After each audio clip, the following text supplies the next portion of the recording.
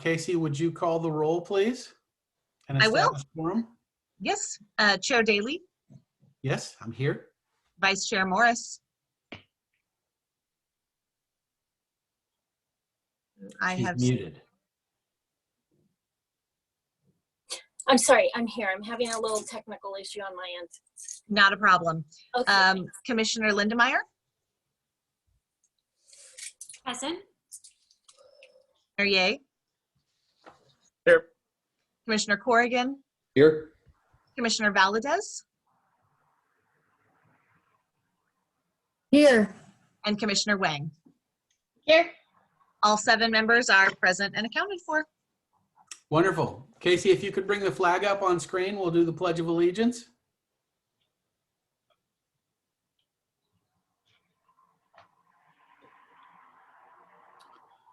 Okay, I pledge allegiance to the flag of the United States of America and to the republic for which it stands, one nation, under God, indivisible, with liberty and justice for all.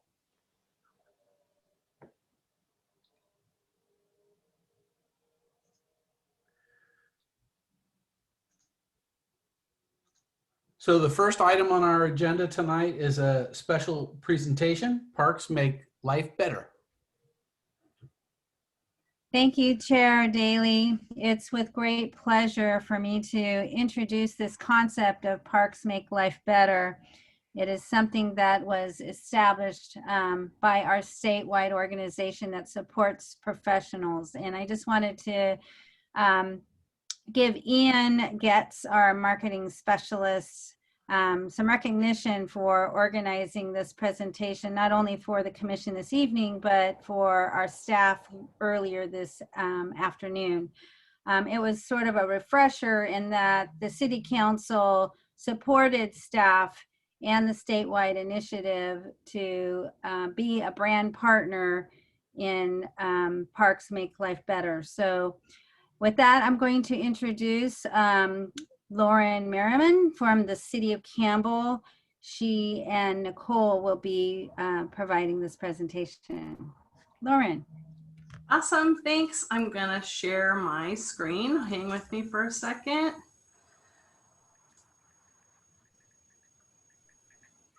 And share, and then let me just make an adjustment here. And one more adjustment. Okay, hopefully you can see our title page. So tonight, thank you so much for having us, commissioners, on behalf of Nicole, and I'm gonna have her introduce herself in just a second. Like Donna said, my name is Lauren Merriman. I'm a recreation supervisor for the City of Campbell. Let me go to the next slide. And I am also the California Park and Recreation Society Region 2 representative. And Nicole's gonna tell you a little bit more about CPRS, or California Park and Recreation Society. And then we will get to the Parks Make Life Better branding campaign. Nicole. All right. Hi, everybody. Like Lauren had mentioned, my name is Nicole Acquisti. I'm a recreation manager for the City of Burlingame. I am also serving my second term as the California Parks and Recreation Society, which we'll now call CPRS, because it's a bit of a mouthful. So CPRS is Secretary Treasurer. So what is CPRS? We wanted to give you guys a little bit of background. I do believe I saw some of you guys at the virtual conference in March, which was great to see you guys there. So we don't have to completely tell you about CPRS, but what CPRS is, and if you can see Lauren's map there, it is California Parks and Recreation Society. It is part of the NRPA, which is the National Parks and Recreation Association. So CPRS is the California branch of all of that. It is our professional membership, kind of like Director Legge had said, is about networking and advocacy and education and resource.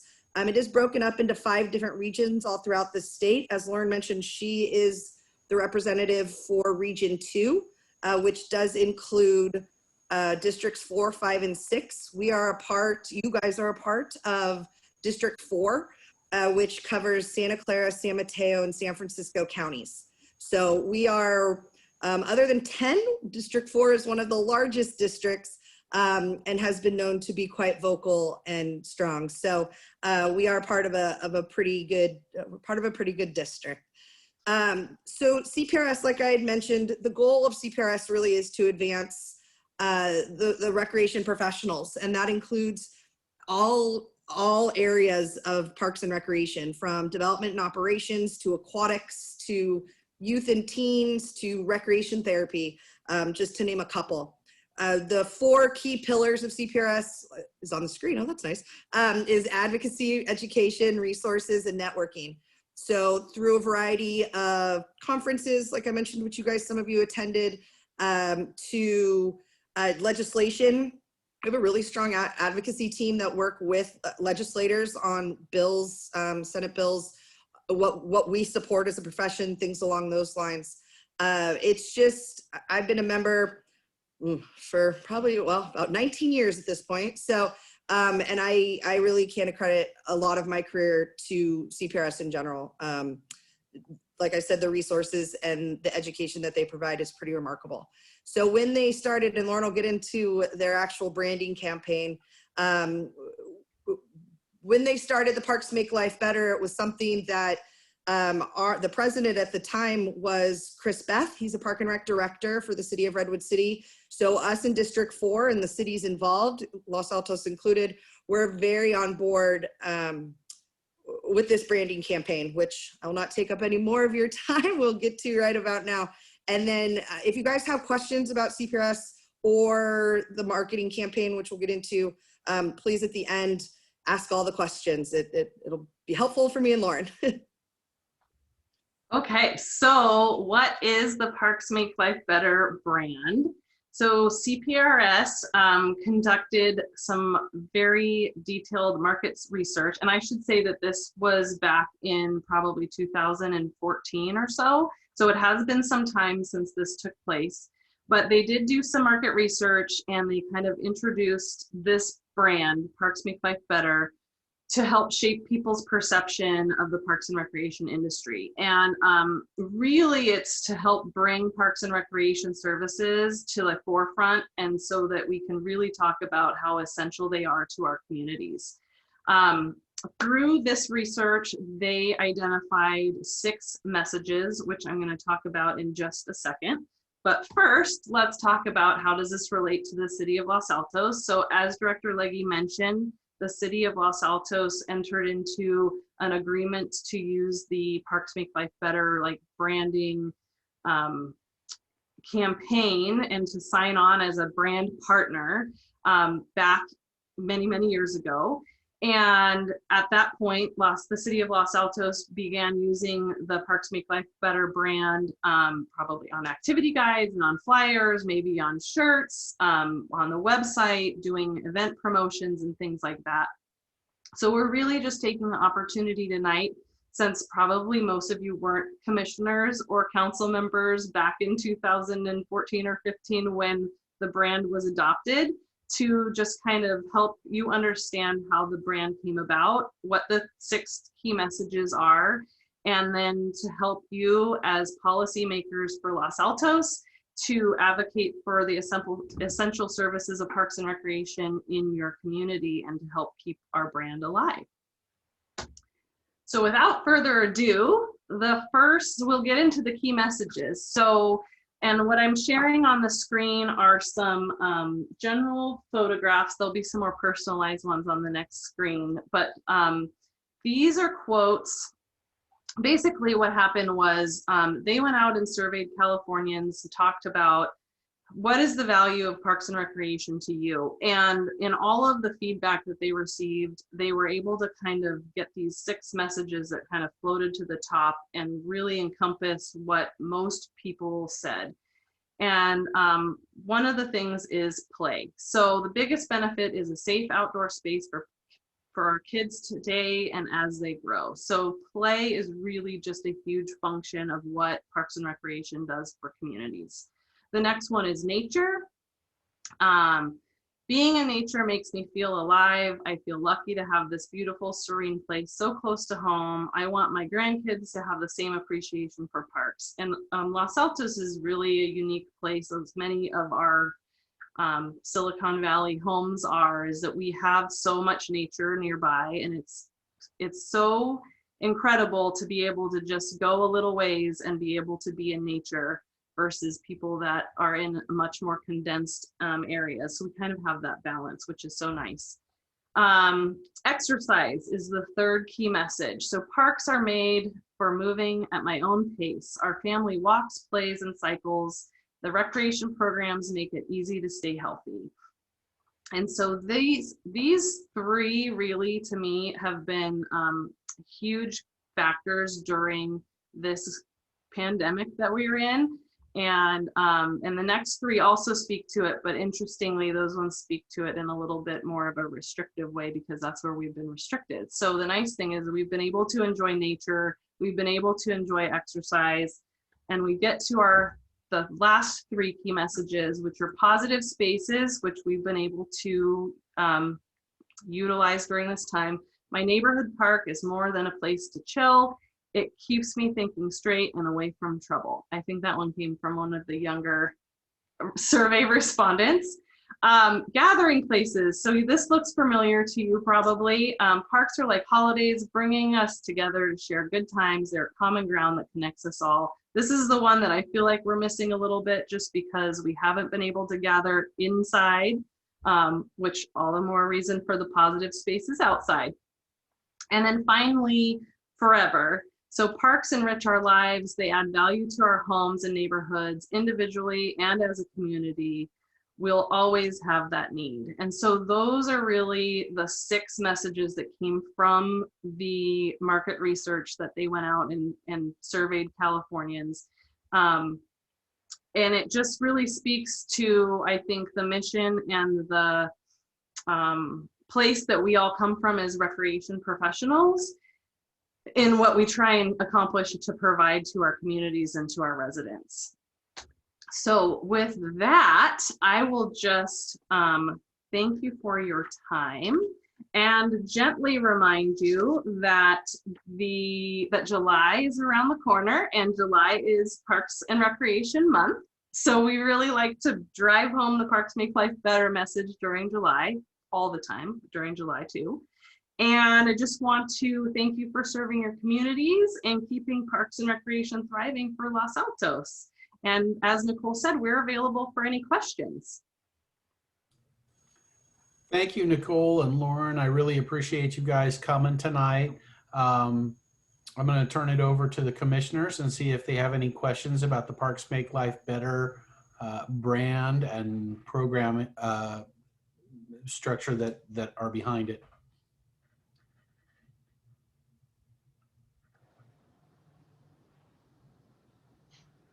Donna, maybe you want to just say a word or two about.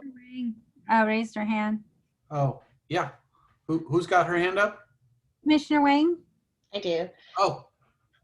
Thanks so much for that presentation. Really informative. I was just curious, under that sort of banner of Parks Make Life Better, are there any sort of, programming sort of toolkits or programming, kind of structures that get implemented under that, things that, are rolled out across different cities?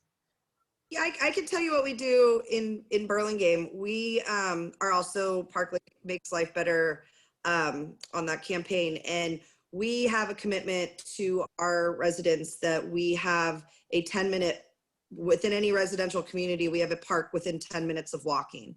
So we really took that gathering space and positive spaces, like Lauren mentioned. The gathering component the last year and a half has been a little more tricky, but I just got off of building our first new park that we've had in 40 years. And a lot of it was due to the Parks Make Life Better campaign and using those 6 essential components. Because when you say, well, why do Park Makes Life better? And then we can sit there and use those components, and we kind of filter in our parks. In particular, that's one area that we use it. Lauren, I don't know if you have. I'll just chime in really quick. There are some other tools and things that are available on the CPRS website, and I know that Director Legge is familiar with probably where to find those, but every community kind of takes it a little bit differently. And I'll be honest, there are cities that have not signed on the campaign just because I think they feel like the recreation piece is missing from the word. But I always just kind of come back to the fact that it's a brand, and it's really supposed to be a brand recognition versus a mission statement that's in words and placed on everybody's flyers. So in Campbell, we do a variety of things with the Parks Make Life Better brand. We really use the keywords when we're advertising and we're pushing out our program areas. And I know that that's something that Los Altos does as well. So it's really just kind of like indirectly helping people realize what they're doing and how it's feeding through all of our programs and why all of these things happen. I will tell you that I've never used the term Parks Make Life Better more than in the last 12 to 14 months, because that's all I hear from people, like because the parks have really been such huge components of where we are right now and what people have been able to do. It's just, it's never been more true that parks make life better. And now it's just kind of like, how do we identify with that? And how do we keep branding ourselves with that message so that they know that when they see that sign, that they're getting a quality program that's going to enrich their lives. Thank you. Director Legge, is there, and I'll get to you in just one second, okay, Commissioner Valadez, is there a chance that we're going to see this nice logo on t-shirts for the Los Altos versus Los Altos Hills softball game this summer? That's a great idea, Coach and Chair Daly. I think that's a wonderful idea. We have this brand on our brochures, our recreation guides, on our website. It's on our staff shirts. I think it's even on the sleeve of the commission shirt. It's on the commissioner shirts as well. My commissioner shirt is old. I don't have it on my sleeve. We'll have to get you a new one. So one of the things I wanted to address, because us Reckies, when they introduced this brand, we were saying, where's the recreation in this? And so that's when they said, look at the color, look at the tilt, look at the playfulness of how the words are laid out. And so we were like, okay, that makes sense. And so it's really in what we do as an agency, and as Lauren has said, in the quality and the variety of programs that we're offering.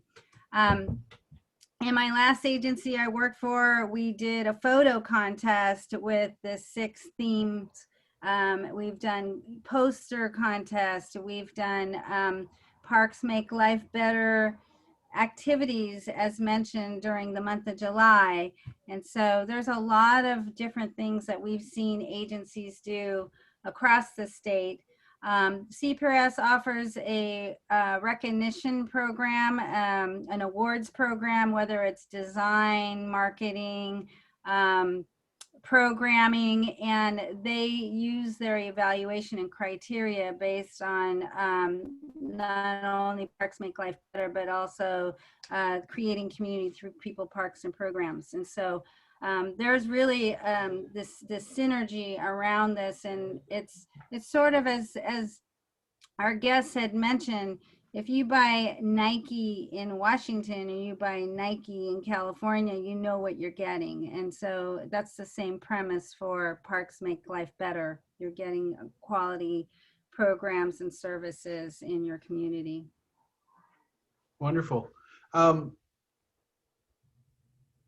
Commissioner Valadez, Janine, I'm so used to calling you by your first name because I know you outside this commission. Can you please remind me whether you have a long or a short vowel sound in your last name? If you want to say it in Spanish, it's Valadez, but in English, it's Valadez. It's a short E. Valadez. Okay. I apologize for not remembering that. My cognitive functions aren't what I wish they were. That's fine. actually very pleased you say my first name correctly because most people botch that one. All right. So My questions were actually, I had 3 questions and every single one of them was answered by Director Legge, so thank you for that. It had to do with branding and location of branding and frequency of the branding, and I'm all for branding. I think it really allows our community to have more of a spiritual bond with the intent rather than, you know, a list of things they have to remember. So I'm all for it. Thank you very much. are there any other questions for our guests tonight?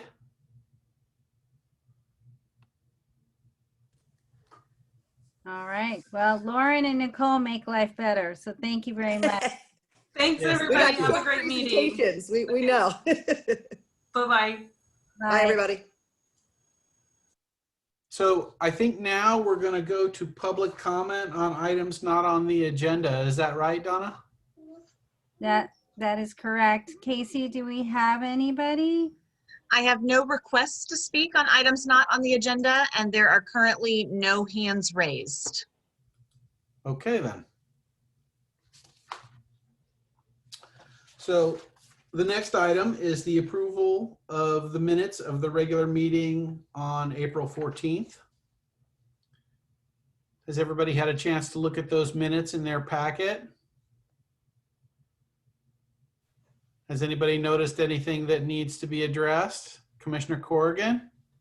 Yes, I'd like to raise maybe if it's appropriate, to raise a potential rewording of one item, item 3.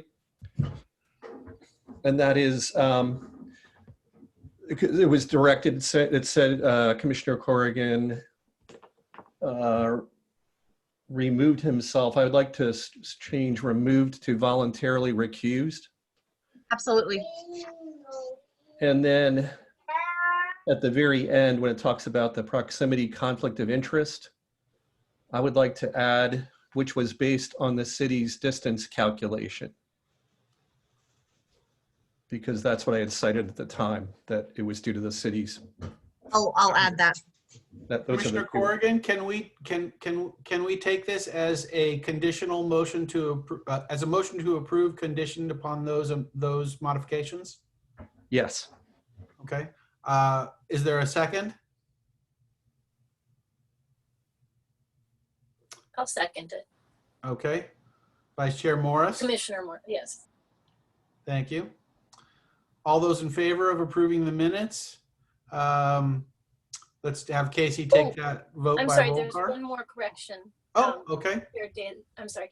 I'm just frantically trying to pull up these minutes. I'm sorry, I'm a tad disorganized today. There's something where Commissioner Lindermeyer said something about a nomination. So it was when we were nominating chair and vice chair.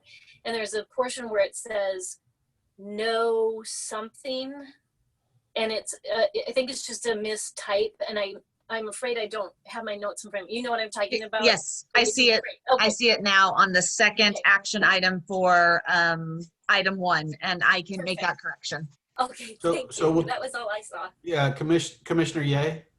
Hey, Casey, this is just for your commission reports and comments. The Yes. formatting got different compared to everything else. That's just your own preference. I will likely fix that as well. You said that was under reports and comments?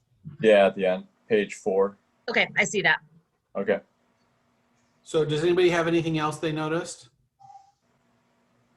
All right, why don't we take these as friendly amendments to Commissioner Corrigan's initial motion to pass condition upon these changes? Is that okay, Vice Chair Morris? Yes, that's fine. You seconded? Okay. I second it. Yeah, and and then- hey, Pete, this is for Teresa. On the potential future agenda items, is there a reason why her name is specifically called out under number 2?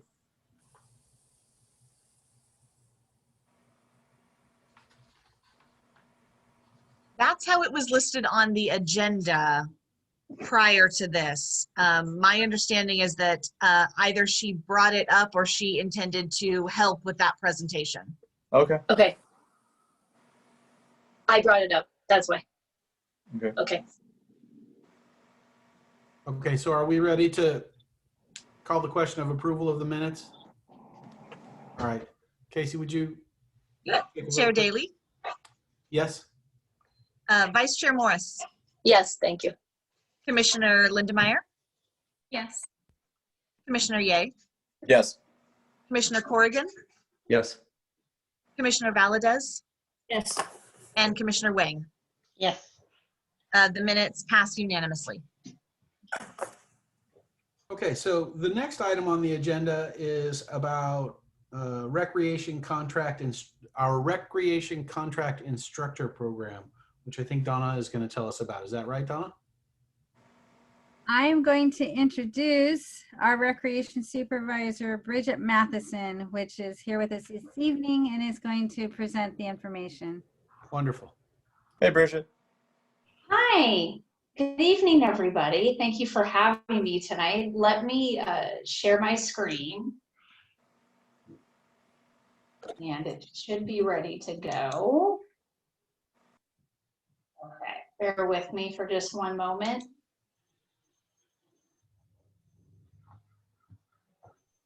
Okay. So once again, Bridget, yes. it's in the preview mode. If that's, I'm not sure if that's what you wanted, but it's not as big. It's not as big. Okay.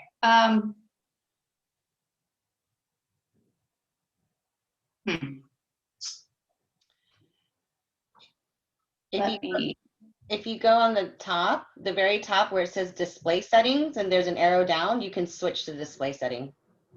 Swap presentation view. Is that any bigger? Yes. Yes. Okay. That's it. Great. Thank you. Thank you, Cindy. Perfect. Well, thank you for having me. I just wanted to say that. And yes, my name is Bridget Matheson. I'm the Recreation Supervisor for the Recreation and Community Services Department. And let's talk about the Recreation Contract Instructor Program. And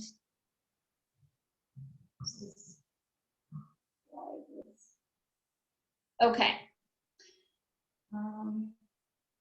So as you can see,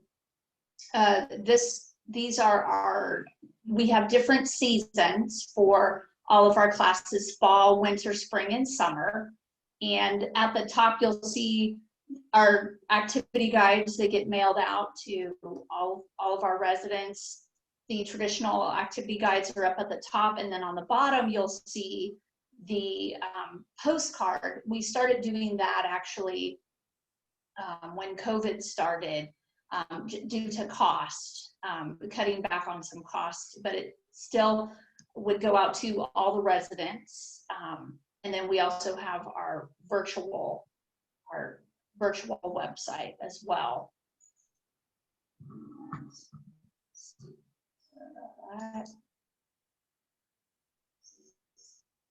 Supposed to go. Okay. So a contract instructor can be an individual, a commercial or nonprofit, paid or volunteer. An example of a commercial instructor is Kids Love Soccer, Skyhawks. That's the example of commercial. Nonprofit could be coordinating with another agency. And then the instructor can also be paid or volunteer. Instructors generally are paid, it's a 60-40 split. And so for the instructor, they tend to occasionally have materials fees with some of their programs. They have a minimum and maximums for their classes. And that's just, I'd say since COVID, those numbers are crucial with having lower maximums compared to when they usually would. Then the city takes 40% of the fee structure. And what that is we as the city, we take care of the facility. So if you're an instructor, you don't have to worry about renting the space. It actually, we take care of that, registrations, we do marketing. And then there's also access to rosters. We handle that as well.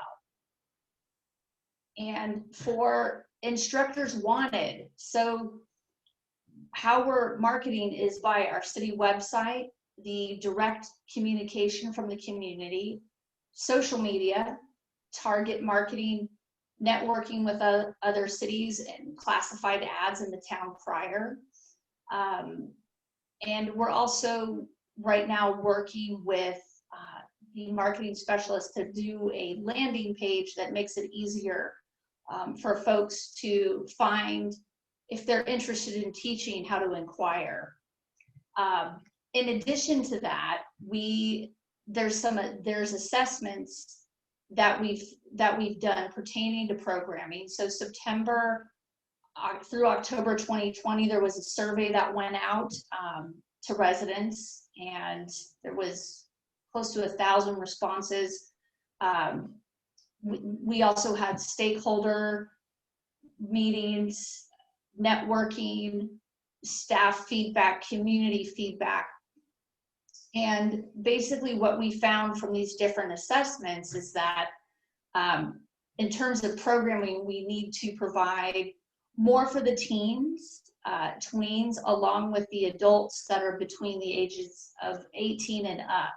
So from that information from these different assessments, we came up with a class priority list. So when we're actually looking for instructors, these are some categories that were mentioned in the survey from members of the community. So that this is just showing you different examples of ways that we can engage the community more and pique their interest more.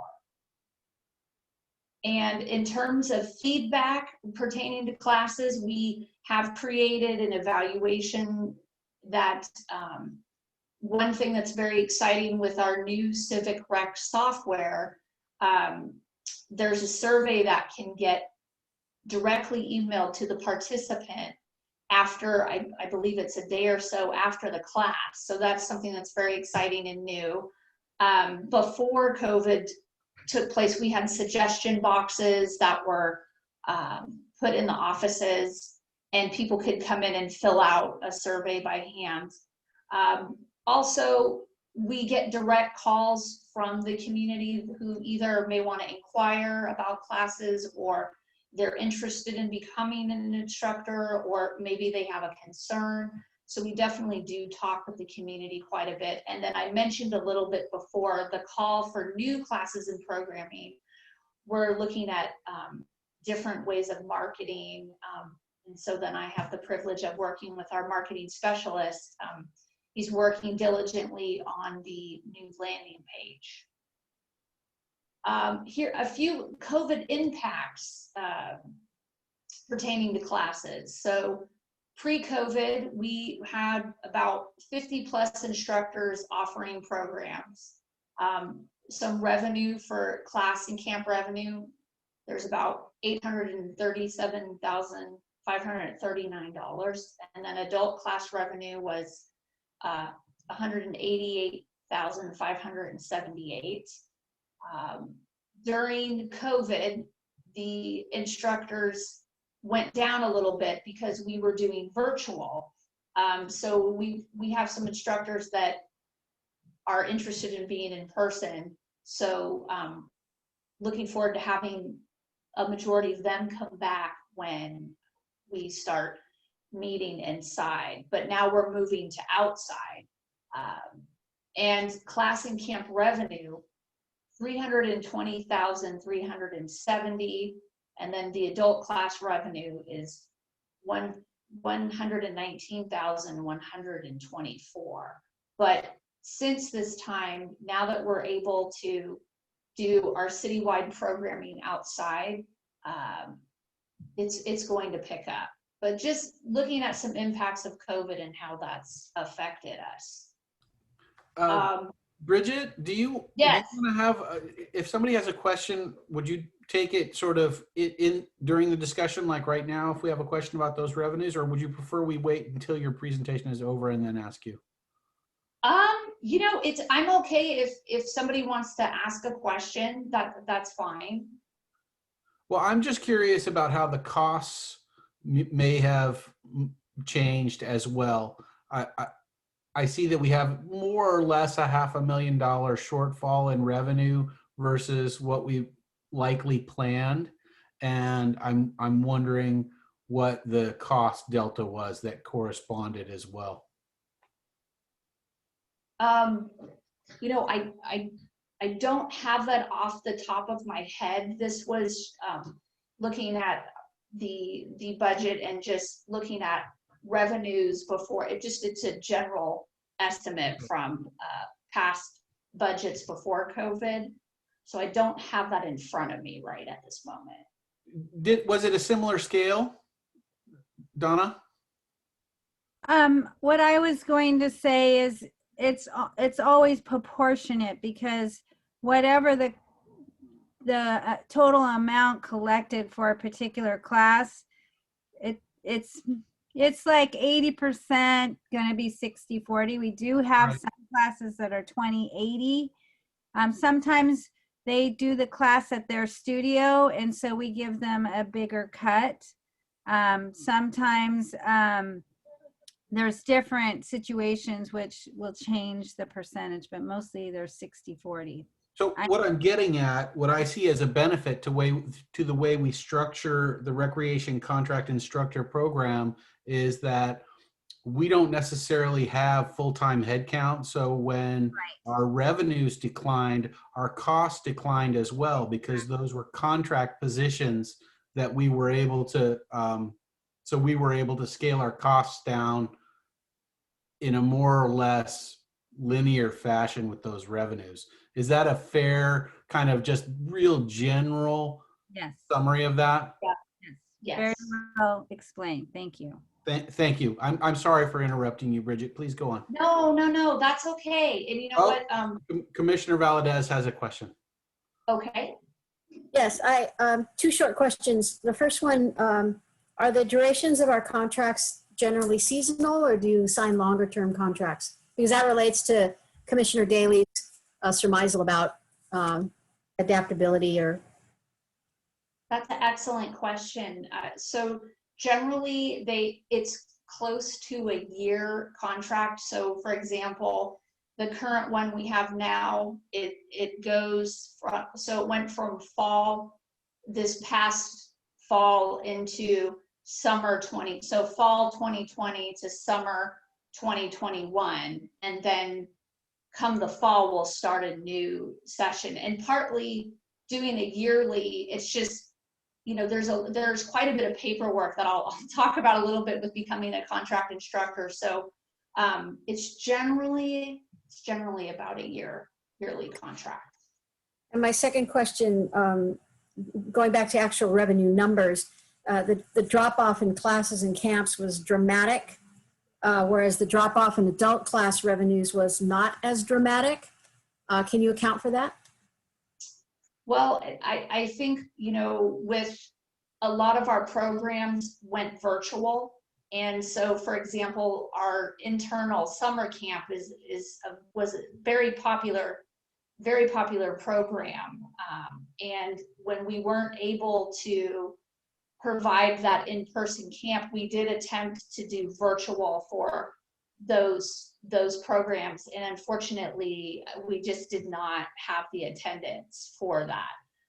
So that's partly when we pivoted, because we have quite a bit of youth programs, so when things pivoted to virtual, it did decrease. And so I think that's partly part of that issue. And so now it's starting to increase again, because now we're able to have not just virtual classes, but now we're using open space. So hopefully that revenue will begin to pick up. But there was definitely a big hit there. Should I infer then that adult classes were easier to pivot to virtual formats, and that's why the drop off wasn't as dramatic? Yes, and also some of our classes, which I believe I mentioned earlier, some of them are volunteer too. So then we've got some of the adult classes go with the senior program. We do tend to have more of the youth programs too. All right, thank you. Yeah, thank you. And then I was going on to the contract instructor requirements. So there's a class proposal packet, which I like to call the potential packet. And basically that's just an overview of how to become a contract instructor. Then what we do is we'll set up a meeting with somebody who wants to become an instructor, and potential meaning you may not necessarily become the instructor. So we want to make sure, is the class, is it meeting the needs? Do we have an over duplication of a particular class? One example of that is during virtual times, we had a chess class and it wasn't getting a whole lot of attendance. And so we didn't necessarily take on the same type of class that was getting low attendance. So that's one thing about sometimes when people will fill out the potential packet, they'll think they're automatically an instructor. So I'll let them know, definitely taking a look at what type of things they're teaching, and is it something that the community's been interested in, because we are interested in new programs and want to make sure we're meeting the needs. But we do set up meetings to do interviews, and the class categories are special interest, sports and fitness, and senior classes. And both the special interest and sports and fitness are youth and adults. And our classes are for residents and non-residents, of course. And I bring this up because there's some cities where they only would allow residents. There's only been a few examples of that. So you can, if you're from Mountain View, hey, you can come take a class with us. And then you must be 18 or older to be a teacher. There are insurance requirements, fingerprints, TB tests. If you are being paid, you do need to fill out a W-9. And then there is a contract. We do a contract with our fee instructors and also our volunteers. Then there is the onboarding process. When finally a class has been, the new instructor, we're gonna get them started. So we gotta make sure that their paperwork's completed. We have an instructor handbook that they get, and they read through it and then sign the back to make sure they've reviewed everything, and or if they have questions. And in this handbook, there's expectations, policies and procedures, marketing tips, because we do market all the classes as a whole. However, we do expect that the instructor would do additional marketing. And so if they're going to do that and distribute a flyer within the community, they would just need to follow some of our requirements, like having the Parks Make Life Better logo on there along with the city seal. That's an example of some of the requirements. And then there's class template deadlines, because we do classes seasonally. So they're, due to COVID, we've only been able to do one season at a time. Before that, usually it would be 2 seasons ahead. So there is some planning involved with that. And we also, there's a payment schedule, which the instructor is paid at the end of the session. So when the session ends, then all of the payments are done at that time. And the bottom, you'll see check-in. There's quite a bit of correspondence with instructors. It can be reminders before classes happen, if there was an issue with a class. So the correspondence with instructors can be a brief phone call, an email, or meetings. And it's just wanting to make sure that we're on the same page and the instructor's on the same page when it comes to teaching for the city of Los Altos. This concludes my general overview, but if there are any other questions, I'd be happy to answer them to the best of my ability. Commissioner Wang. Bridget, is this the only way to get contract instructors, is sort of to market and get people to submit class proposals, or do we ever sort of go out and seek and recruit instructors, you know, who we know are teaching classes in areas that, you know, we think we, you know, want to supplement more within the programming or add because, you know, we've gotten feedback that that's, you know, what the community is interested in? So yes, we do a couple things. So you know, we've done ads in the town crier. There's been the social media, and then Nicole and Lauren are examples of fellow cities. We've reached out to other cities to find out, hey, what's working with you? We found out in Los Altos that the community really is interested in a certain topic. So we will communicate with other cities, and sometimes actually it's just, I've had people reach out to me directly.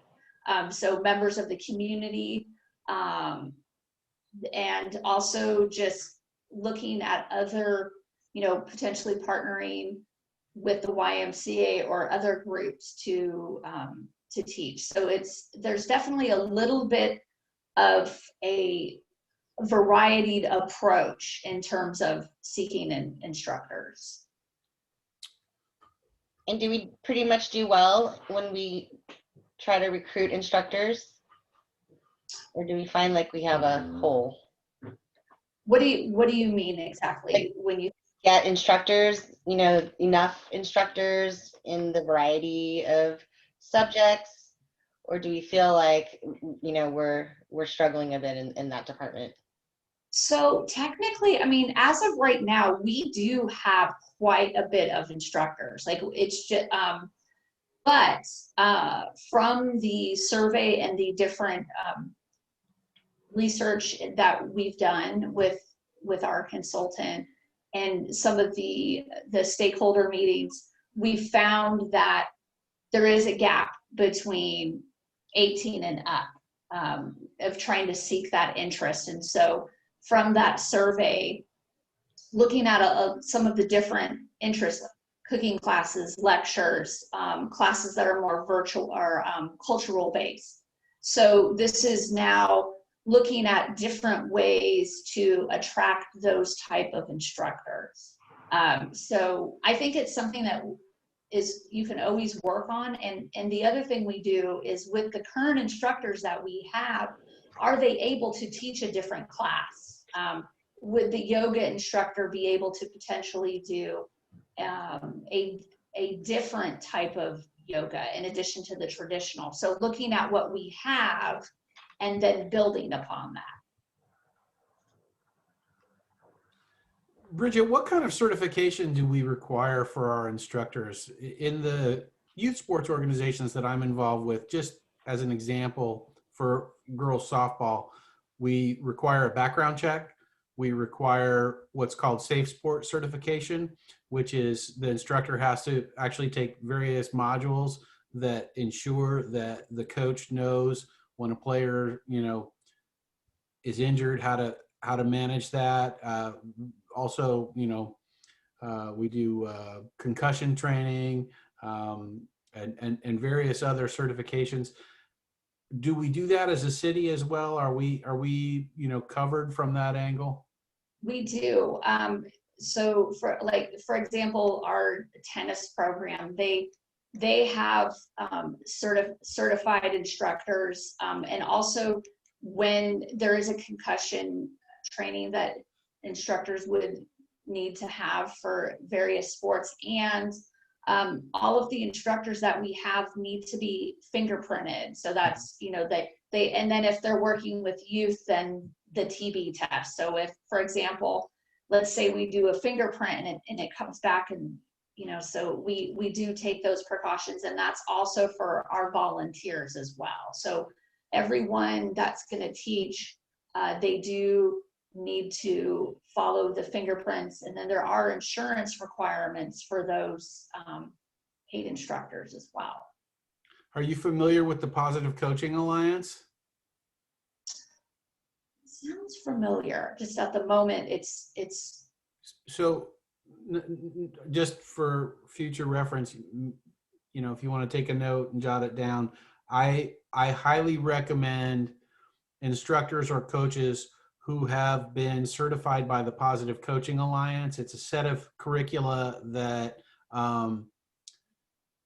provides positive reinforcement to young athletes and young participants in these programs. And it's been created by professional coaches, but has also been has involved youth psychologists and physicians, and is just a really it might be a good source of finding very high quality individuals for the city to contract with. It also adds brand. Yes, it adds, the value of having a PCA certified instructor definitely reinforces the value proposition of the course. Definitely. No, I appreciate that, Chair Daly. Thank you for that. Commissioner Corrigan. Yeah, I don't, it's not really a question, just sort of an observation, because I'm curious about sort of the business model or like for this, because it's, it's based on a revenue share. And I was wondering about, for instance, on the cost side, is there a way to align incentives with the instructors? So instructors who bring in more students get a higher payout in some way. Instructors who have high satisfaction ratings get a bonus. Things like that on the cost side, and then and also even the structure of it is revenue share must be the norm, I guess, for the industry. But you could imagine that there's a tiered structure. If they get 10 people in the class, they get paid X dollars flat fee. Like, I'm kind of just curious, and I don't need an answer, but I'm curious if different sorts of pricing models and things have been looked at in terms of the cost recovery that we've all been talking about over time. How do we optimize the finances? I can. Oh, You go first, Bridget. okay. So in many cases, in majority of cities, there is the traditional 60-40 split, which the instructors, they will basically determine their price. So, and you're right, basically with that model, the more that sign up, there is an incentive. Before I came here, I worked in a low income community, and the classes we had were a flat rate. But one thing, there wasn't necessarily an incentive to get more students, because it's like, well, I'm getting this flat rate, so I could just have 2 people, or I could just have, so that split, it does, it's probably a motivation which works. You want your classes to be successful. So that model is generally pretty common in most cities. And as far as, from just different networking, a majority of them do have it set up that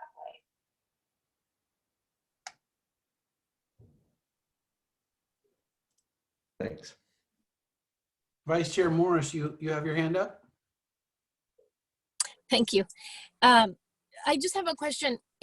Does Recreation do anything with sort of mini classes, so that there's maybe or have you thought about doing this like a weekend class or a one-day class sort of a thing? Yes, absolutely. Like, especially during COVID, if it's outside, maybe there's a rock painting class by someone who's like unbelievable at it or something like that. You know what I mean?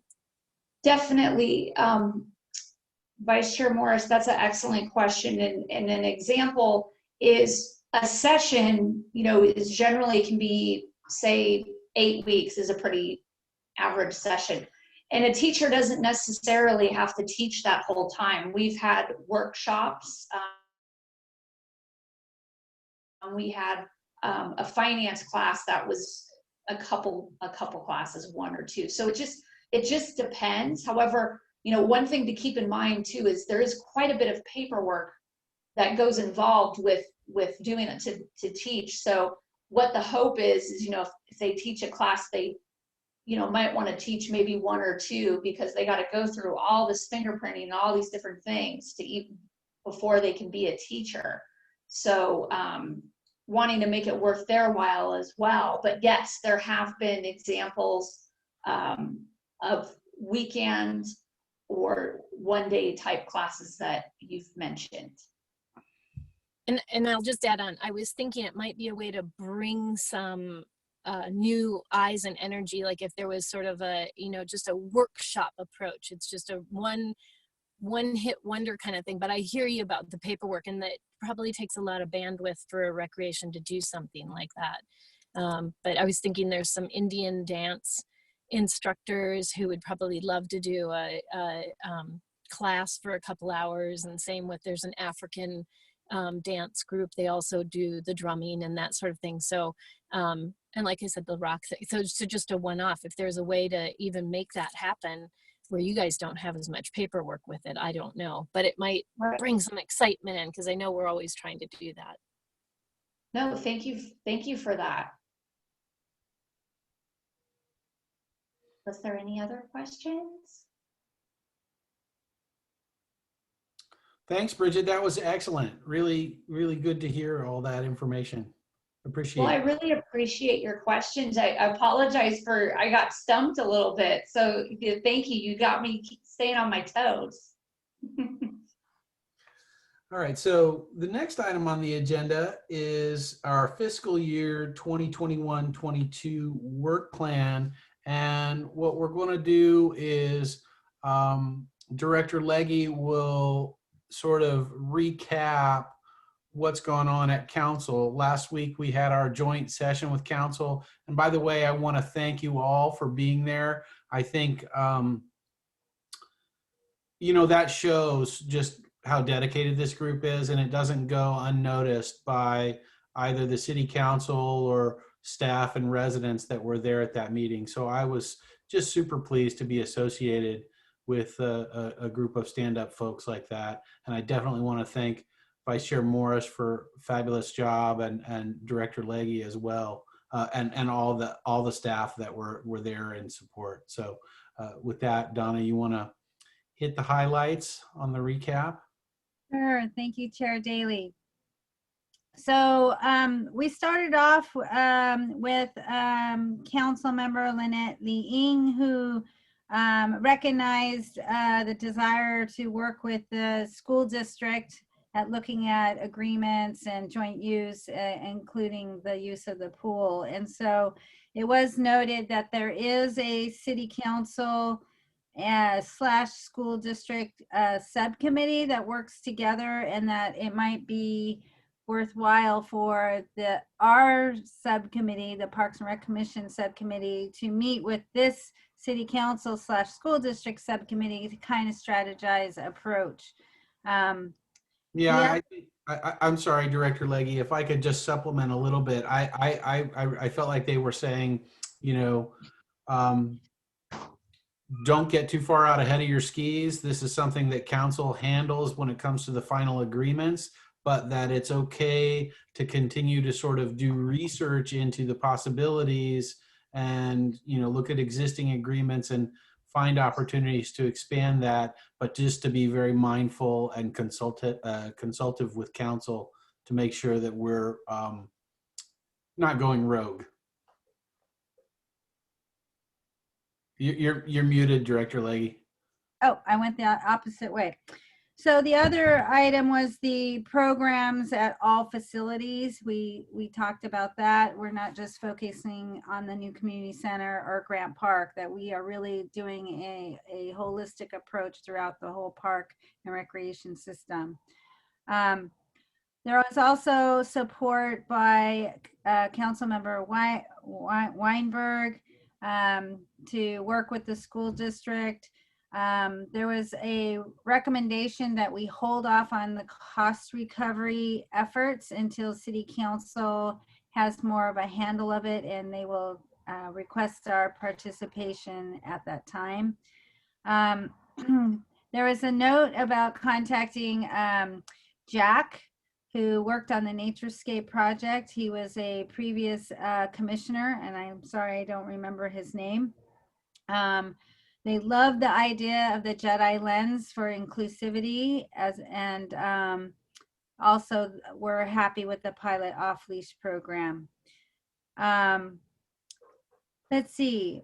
Anita also was very supportive of the off-leash, as well as Councilmember Meadows. Also in support was the school district collaboration, Halsey House as well, and there was a note about Grant Park being very important.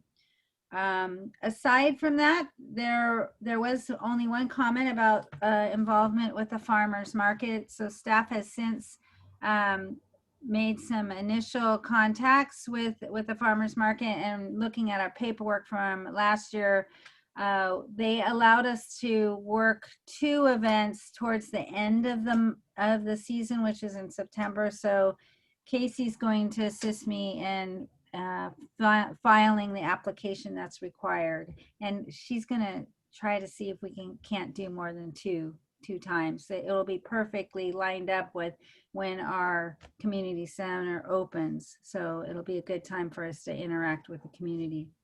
So that's the highlight of our joint meeting, and I was very impressed and was very proud to be your liaison that evening and every evening.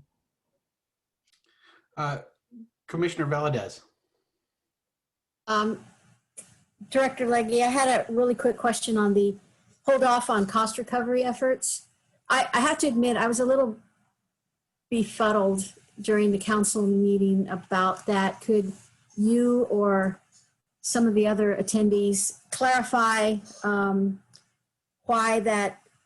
I got the impression that they wanted it to be very top down, but I guess my instinct was that something like that should be bottom up. So in terms of expertise, can you help me out to understand that feedback that we got? Donna, before you answer, I would just like to share my interpretation from discussions with council. So staff is bringing in a consultant to help them perform some analysis first and foremost, and develop a data set that reflects the current state of play with regard to cost recovery. And it's my understanding that council wants that process to move forward without our intervention in any way, or without, you know, taking that off on a tangent. And then once that data has been developed, and then perhaps there will be a role for us to provide advice and recommendations based on that analysis. But we've been asked to sort of wait for the process to develop a little bit more fully, and then take some guidance from council on what they would find helpful from us. So when you say us, you mean Park, or do you mean Park and staff? Well, the role for staff is already pretty well defined. The role for our commission is undefined, and council's not sure that what they want us to do and how they want us to do it. And I think they'll have a better sense of that once staff with their consultant has extracted the data and, you know, performed some analysis on it and distilled it to a certain degree. Donna, is that consistent with your understanding of this? Do you want to hear from me, or Commissioner Ye also raised his hand? We can go to Commissioner Ye first, and then after the commissioners have all laid out whatever questions they have, you can take them all in one batch. Commissioner Ye? Yeah, my take on what council is saying is that we should stay in our lane. That's a fair interpretation too. I don't know what that means with regard to this. The role, yeah. So my understanding of what our role as commissioners is to support council, and they're elected officials with a certain job to do. That is not what our job is. This isn't what our job is. Okay. So we have no advisory role. Not unless asked. And they didn't say they wouldn't ask. They actually said, look, there may be an opportunity because in addition to the job description that Commissioner Ye put forth, we are also the interlocutors between the community and the council. So to the extent that there are needs that the community communicates to us, that may be valuable insights for the council as they sort of own the job of looking at the cost recovery issue, then we may have a role to be involved in the conversation. But it was pretty clear that they would like us to just sort of set that aside until they tell us how they would like us to be involved, or if they would like us to be involved. And it's possible that they may choose, or they may not see a need for us to be involved in that. So to clarify, the staff and the consultant have been working on the data and the information for some time, over a year. And so we are gathering the information. Tentatively, we're scheduled to present that information to council July 13th at their regular meeting. And so I believe that once they have the information and they see the assessment and the analysis based on the data that we have collected and comparing to other cities and models and what we recommend, they may choose to have it go through the commission at that point, or they may say we're satisfied with the information and the work that's been done. That's what I predict. Yeah, so they may refer it back to us for some work, or they may not. And until that time, we're to take no action. And I think to Commissioner Valadez's focus that I have noted, that staff has identified for quite some time the equal access and scholarships and that type of focus as well. So if that makes you feel a little better. So we can be hopeful that council will do the right thing in terms of their assessment of this information. And, even if we don't take it up as a commission based on council's referral, everybody here is a resident and is more than welcome to express themselves as independent residents, not as members of the commission. If you want to comment on that when it's on the agenda at council, or if you want to reach out to council and let them know your feelings on the matter. But for now, we're not going to be taking it up.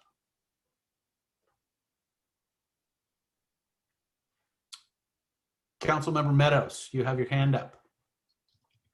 Well, I'll just chime in briefly and I'll give you my perspective. I'm not representing, obviously I'm representing council, but this is my perspective. As Director Legge mentioned, the project has been ongoing for a year. So that means 2/5 of the council really has no background on the project, the goals, the objectives. And so I think part of that is to allow this new council to hear what comes out of that information and then decide strategically how it fits into our planning. So from my perspective, I would like to hear that. I don't even have background on where this came from. And so I think all that information will help us reset the baseline and move forward. Thank you, Councilmember. So do we have any other questions from commissioners on the result of, Vice Chair Morris, I see you have your hand up. Hi, so I don't have anything to say about the cost recovery. It was more about the farmers market and the goal to maybe go up there and have a booth there somehow. I know COVID kind of makes that a little more difficult, but I was wondering about that branding of the Parks Make Life Better. I want to say great. But anyway, so that the branding part of it, of having some sort of signage for that. And then I also wondered, since July is Parks Month, I thought maybe it'd be fun if there was something we could do at the farmers market for July. And then lastly, it's a little off subject, was when we do those things, I would love it if we were giving things away if they were eco-based giveaways, no plastic, no, you know, I have words for what that stuff is, but no plastic and junk stuff. So maybe coloring pages or something, right? Something that's on recycled paper. All right, thanks. Okay, so we have been moving through some of these items for consideration / action, and I've been looking at the attendees and I haven't seen any hands up, but I just want to make sure that we're giving the residents an opportunity to comment if they need to on these things. So can we just check and see if there's anybody who has any comments on at this point, Casey? Yeah, at this point, I still have no hands raised, no text messages or emails requesting to speak on any of the items, including the one that we're currently on. Okay, good. So the next item for discussion is going to be number 5 on the agenda, the Commission Subcommittee Guidelines. And Donna has pulled together some resources that reflect what's in our handbook and what's in the norms. And this will be our starting point for this discussion. Thank you, Chair Daly. Do you see the PowerPoint? Okay, great. So I was asked to provide the information that we have not only in our handbook, but also the council norms and procedures that relate to the commission. So I first wanted to point out that Commission Handbook, or CH, there is a statement at the very beginning of the handbook that says the general rule is that for other guidance, look to the norms. So even though the norms and procedures for City Council are for City Council, they relate similarly to the Commission. And sometimes we get reading on this from our city attorney, depending on what it is. But related to subcommittees, this is what it says. So a commission, so this is in the Commission Handbook. A commission may appoint special subcommittees consisting of less than a majority of the body, 3, to work on specific tasks. Subcommittees should be focused on one specific topic and should last no more than 1 year. These subcommittees are working bodies and may be responsible for generation of reports, analysis, which are reviewed by staff prior to distribution to the full commission. So you may note that it's on page 7 of your Commission Handbook. Any questions about this? It's pretty straightforward. Okay. I have a quick comment to make about that, having done some reports. What this says between the lines to me that I think we should all recognize is that it's not appropriate to submit your report at the last minute before a meeting. Staff has a lot on their plate. And so out of consideration, the same common consideration you would give to anybody that you work with, these reports should be done with enough advanced notice so that staff has an opportunity to go through them and to make sure that they're appropriate for distribution. Okay, thank you. So this is interesting related to the norms. So this is in the section 3. So responsibility. It will be the responsibility of these subcommittees to inform and make recommendations to City Council, parentheses commission, and submit them to the commission for a vote. Staff shall work and support the commission subcommittees as required. So it says this rule applies. So these 3 paragraphs were actually modified by our city attorney for the purpose of the discussion this evening. So under instructions and expectations, the commission shall make certain that all commission subcommittees are properly instructed in their assigned scope of work and responsibilities. The expected outcome of the committee's efforts shall be defined in writing and approved by a majority of the commission. And then the last one is reporting.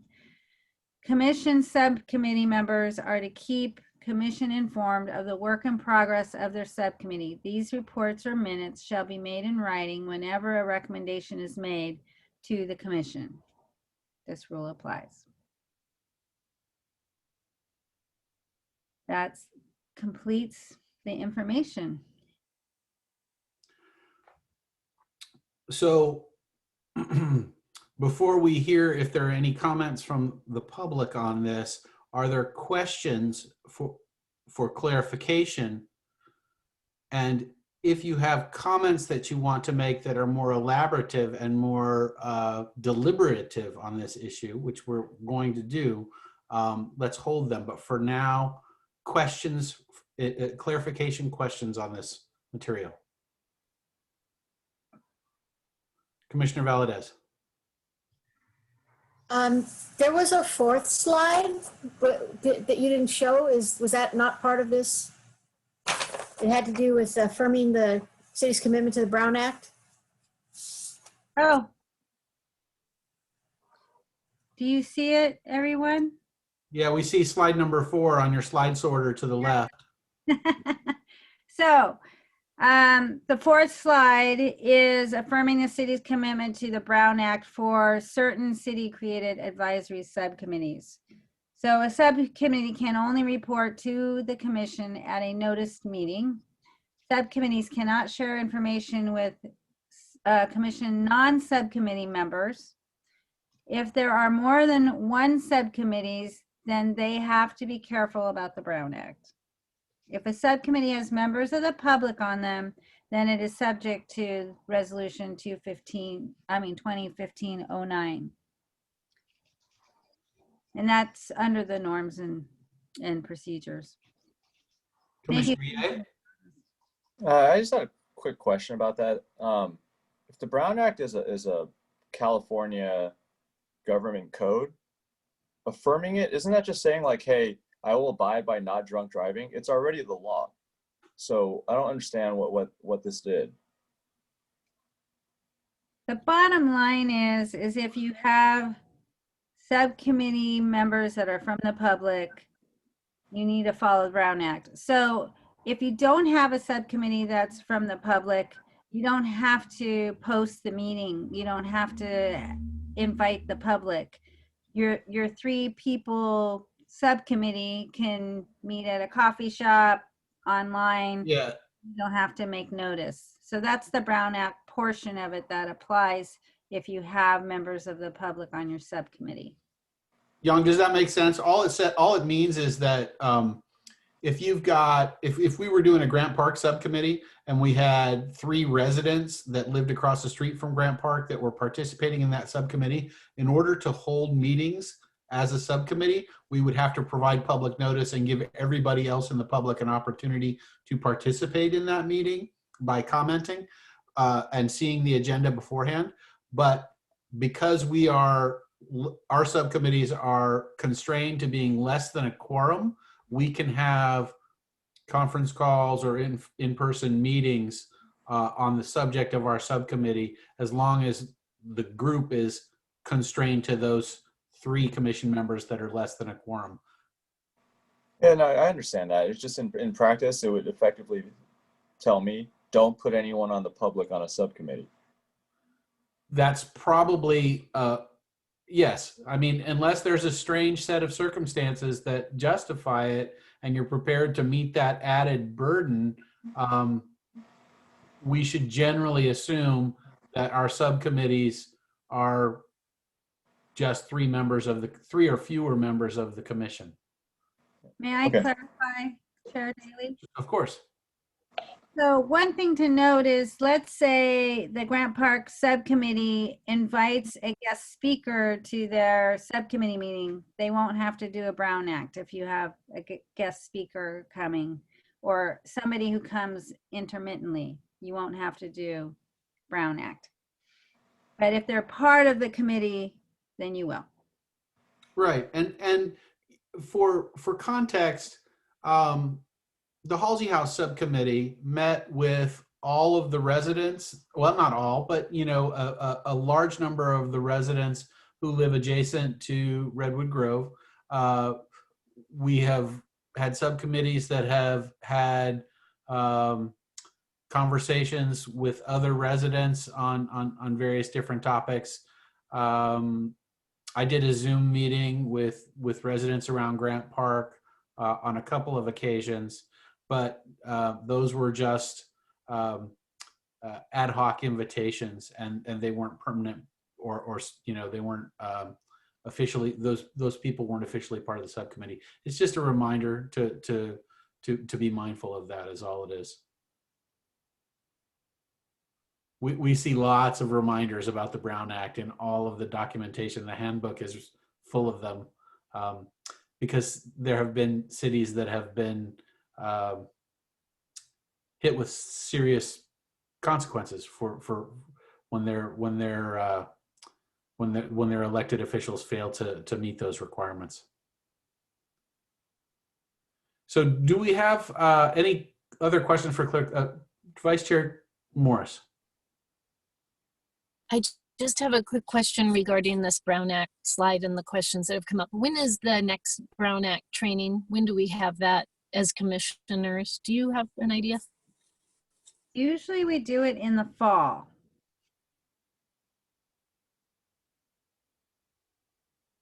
Okay.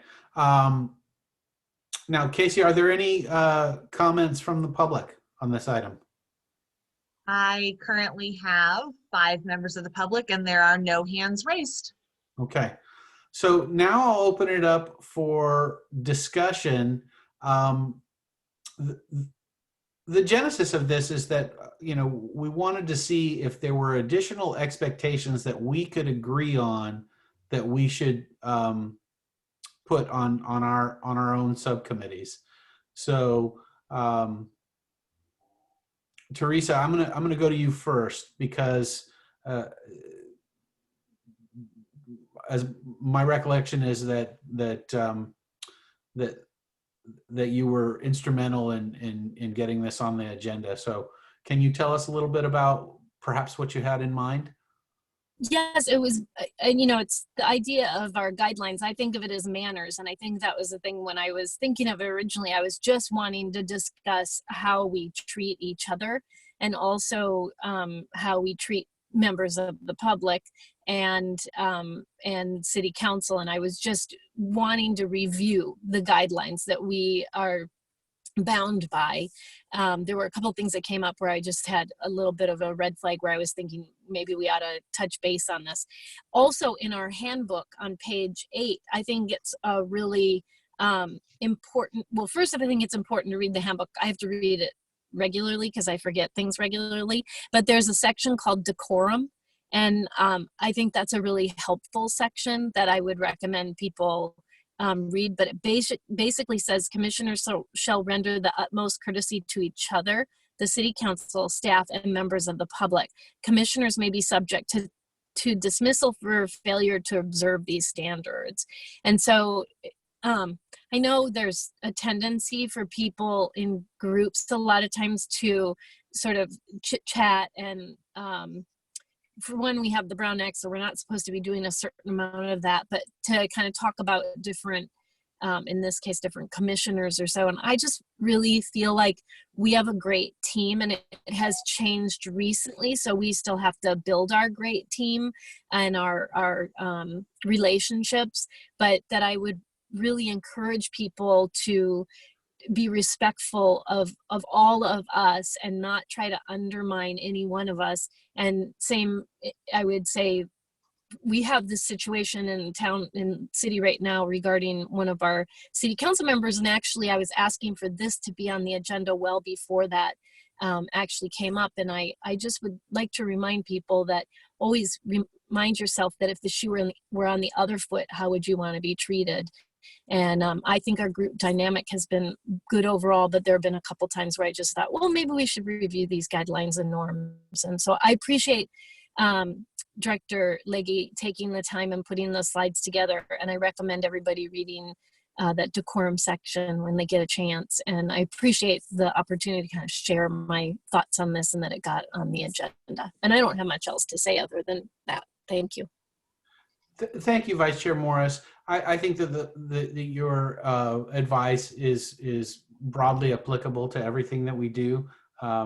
So it goes beyond, to a certain extent, it goes beyond the scope of this agenda item, but it certainly includes this agenda item. So I think it's in order.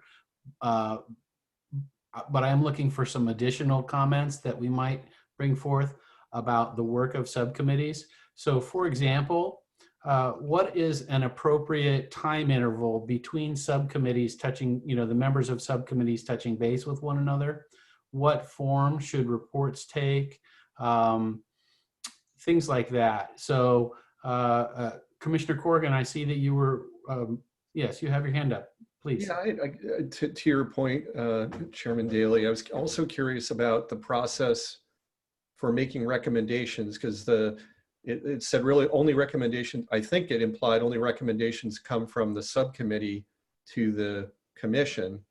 And I'm curious about how that process would work for those, those who aren't on the subcommittee. How do you ensure you get your visibility to your request if it may not align, let's say, with the prevailing wisdom of the subcommittee? So that's something I'd sort of like to understand, is how does the recommendation process work so everyone's heard on the commission? Sure. That's a great question. I can describe for you how I understand regular order on that issue and how, what my preferences are for managing the meetings in that regard. We have a process for getting things on the agenda. At the end of our meetings, we'll talk about, new items for consideration.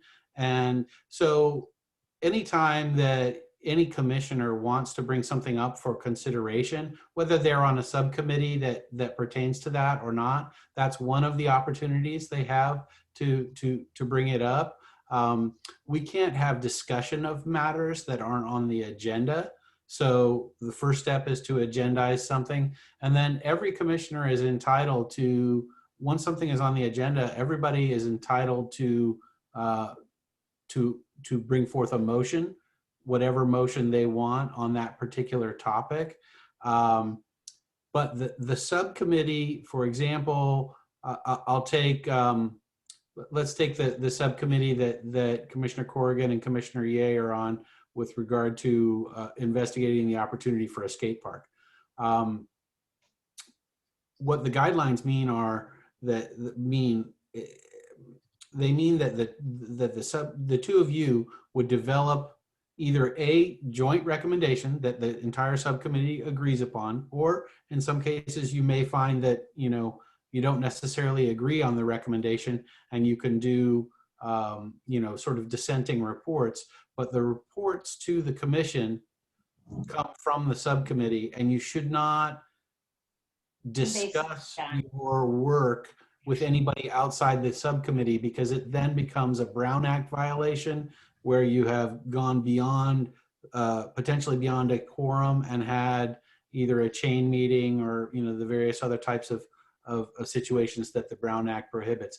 But every commissioner has an equal opportunity to bring forth motions that they would like considered by this group. Commissioner Valadez, and then I'll get back to Commissioner Ye.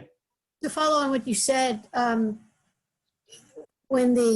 since subcommittees are chartered with writing reports and giving and making analyses and then bringing them back to the commission, isn't it part of the normal process also to then give the commissioners, the non-member commissioners, an opportunity to comment on or make suggestions? Absolutely. When you make a written report, the presentation of that report will be agendized. The written report would be provided to staff, I think 3 days before the meeting. It might be the right guideline. Donna can correct me if I am misremembering. And then the report is presented at the meeting, and because it's on the agenda, the public has not only the opportunity to see the report in the packet of materials that goes out before the meeting, but then they have the opportunity to comment on the report at the meeting. Then and commissioners have an opportunity to comment and discuss the report after it's been presented as well. Does that answer the question? No. Commissioner Ye? Yeah, John, and this is for the new commissioners. This scenario pretty much played out right before you guys joined with Commissioner Spielman and Chair Daley over at Halsey House. I think they didn't agree on what to recommend to the remaining commissioners, so they ended up presenting their own views and had like I don't know, it took like an hour for them to kind of get in, look kind of like a debate almost. But I think that's kind of like the extreme end of when a subcommittee cannot come to a one unifying conclusion. That ends up happening. But something else, I mean, for example, John, you and I on the skate park, it's yes or no. It's pretty much, we'll be like, okay, this makes sense or this doesn't, and that's what we'll do. I don't think we'll get fired up either way individually. Yeah, Commissioner Corrigan. Yeah, I don't mean to belabor this. I think getting lost a bit though. It's mainly, and it's just maybe it is what it is because that's the way the process works. But it seems like the subcommittee has all, the in-depth analysis, the working together, the depth of the recommendation is much deeper from a subcommittee than a one-off commissioner. We certainly can bring motions, but we'd have to come with a report, submit that in conjunction with the meeting agenda. Like it's a heavier lift for an individual. And I was just curious how to make sure that it's not just two people on the subcommittee who really just drive the discussion wholeheartedly. So more of an observation, and I think I understand the process. So. Yeah, I think you have you certainly have a valid concern because there may be issues that arise that evoke passions throughout the commission, and somebody who's not on a subcommittee will feel strongly about being heard and maybe bringing their own set of information to the table. All I can say is if an instance like that arises, the agenda is published beforehand, the packet is published beforehand. I would encourage consultation with the chair to make sure that we understand how to use proper order to both surface these concerns on the part of the commissioner in question and to make sure that we're compliant with the Brown Act. And so it would be, like a phone call between me and Donna and the other commissioner, and we could try and do it that way as best as possible. Commissioner Ye, just a moment. I'm going to go to Commissioner Morris first, then I'll come back to you. Vice Chair Morris. Hi. So a brief comment on that. I have been on a couple subcommittees, and occasionally you hit bumps when you're working with other people. And I think the key that I found, so this is just my experience, is to persist, and say to the other subcommittee members, I feel like I'm not being heard or that what I'm saying isn't being understood. So I think just being persistent with that. But then I also think, and Donna may say no way to this, but I think we could, if not going through Chair Daley, certainly touch base with Director Legge and say, there's a little bit of a problem here. She has so much experience and was invaluable, I have to say, on the dog park subcommittee sometimes when we would kind of hit a bump, to be able to explain how we might do something differently in order to unify a little bit more. And again, this comes to that manners idea that I was talking about of being respectful to each other. So if you're on a subcommittee and you have a subcommittee member who is trying to say to you, I'm not feeling heard, you have a responsibility, in my opinion, as a commissioner, to stop and say, oh, you know what, we need to listen to you. We may not agree with you. It's like being married, for goodness sakes, or in any relationship. At some point in that relationship, you have to say, we need to hear each other. And so but I know that Director Legge helped us with the dog park subcommittee when we would passionately be on opposite sides of the park, so to speak. And so I think she's really good at that sort of a thing. And I do, when we move forward on this, I do want to make some comments about how often, because Chair Daly and I spoke about the subcommittees meeting and how we might work that a little differently this time.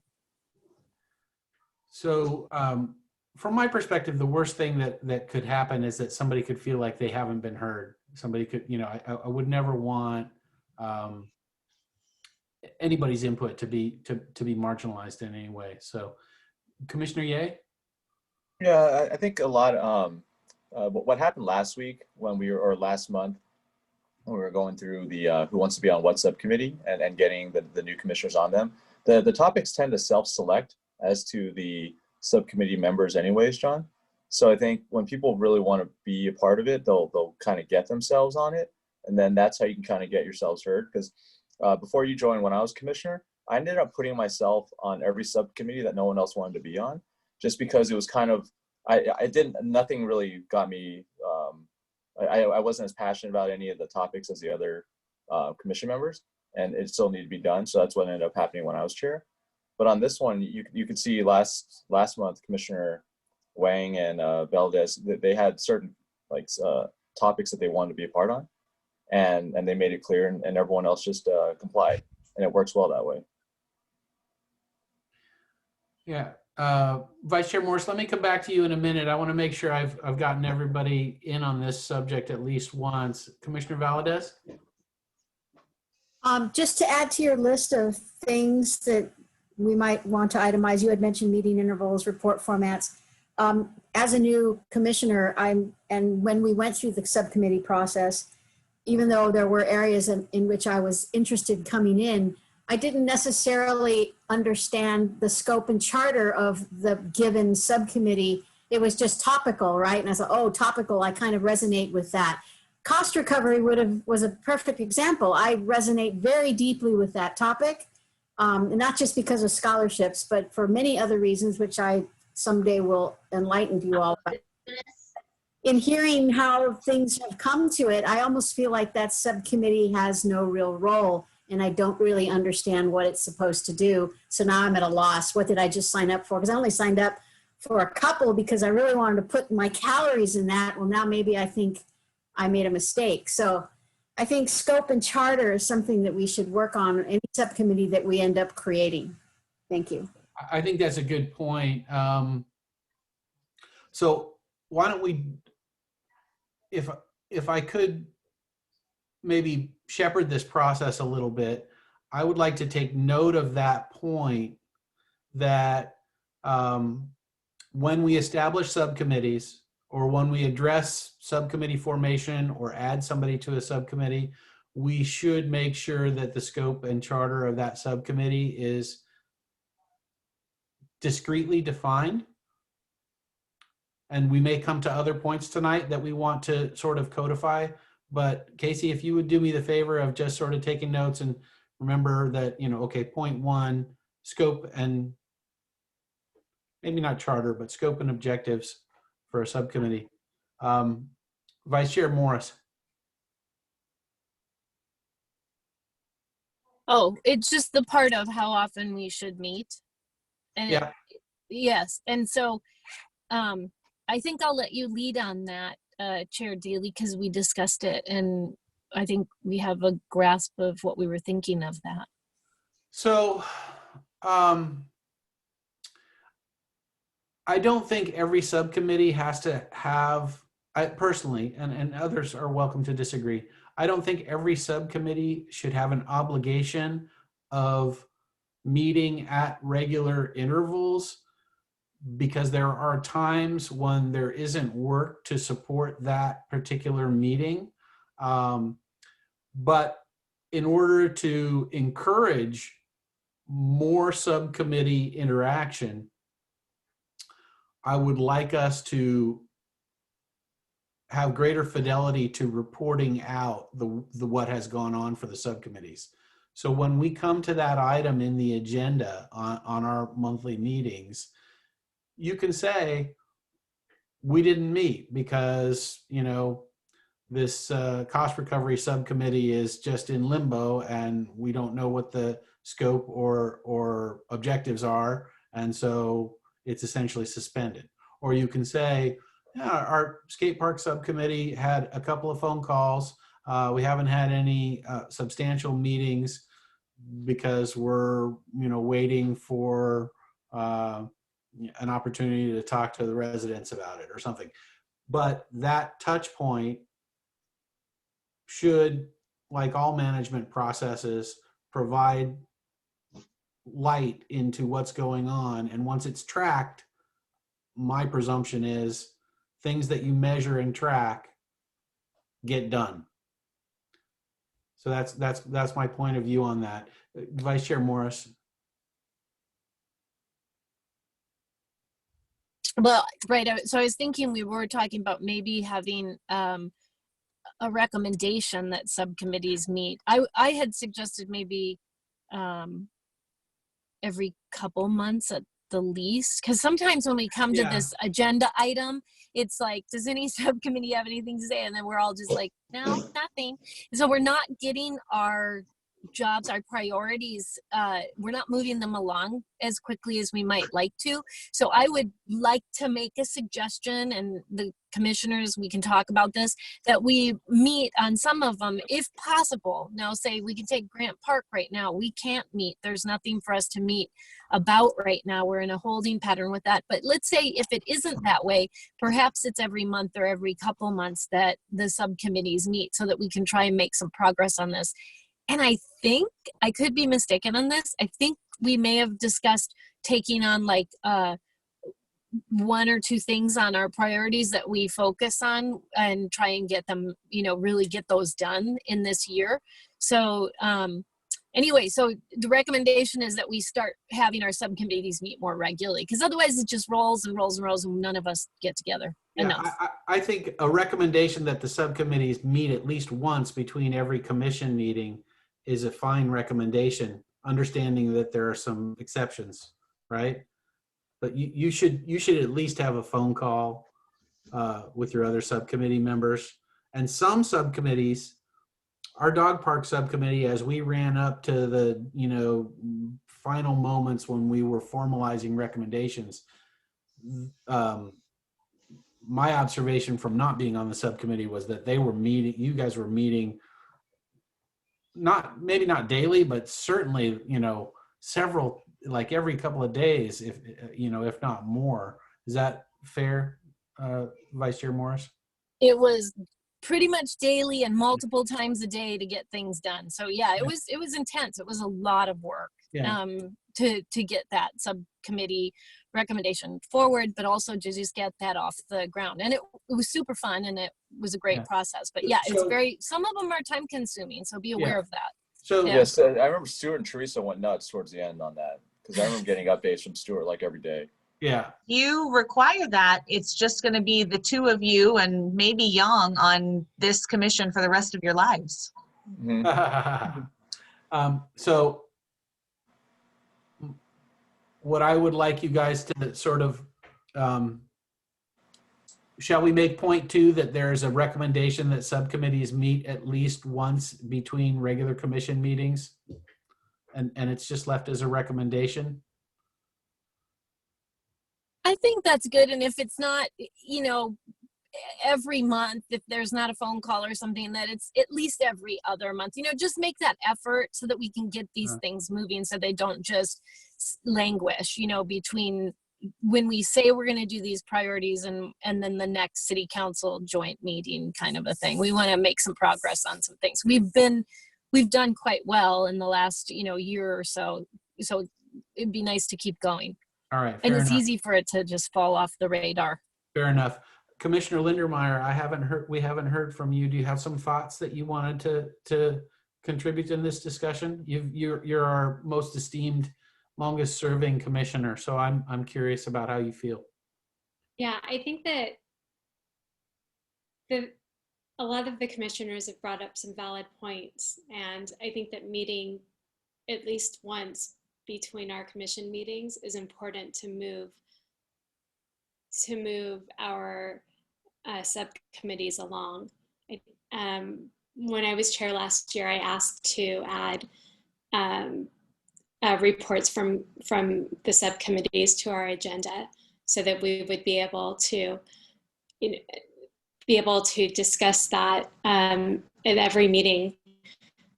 But oftentimes we were so busy with one agenda item that it was really difficult to be able to focus for subcommittees to really focus on their work as well. So I think that making space for that and just coming to our meetings with updates, even if that update is, we weren't able to meet on this, but we plan to next time. At least it keeps everyone informed about what's going on about it and within a subcommittee and how we can move things along. Thank you. Thank you. Commissioner Wang, do you have any thoughts on this proposed expectation? No, I'm in agreement. Okay, excellent. All right, Vice Chair Morris, you had something else to add? One more thing. So with the team efforts, if there's concern that it always falls on one person's shoulders to be the person that reaches out and contacts, one idea might be also to rotate who's in charge of making the contact each time. So if you have a subcommittee of 2, it's every other month. If it's, a subcommittee of 3, you just take turns. And then that way it doesn't become one person's job to set up all the meetings and all the phone calls. Just an idea. It keeps it more organized too if you have sort of a system in plan.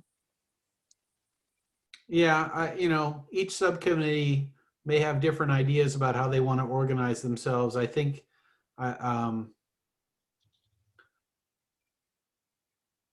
wouldn't mind being, I wouldn't mind on some of the subcommittees that I serve on having a standing meeting that's a week before our monthly park meeting.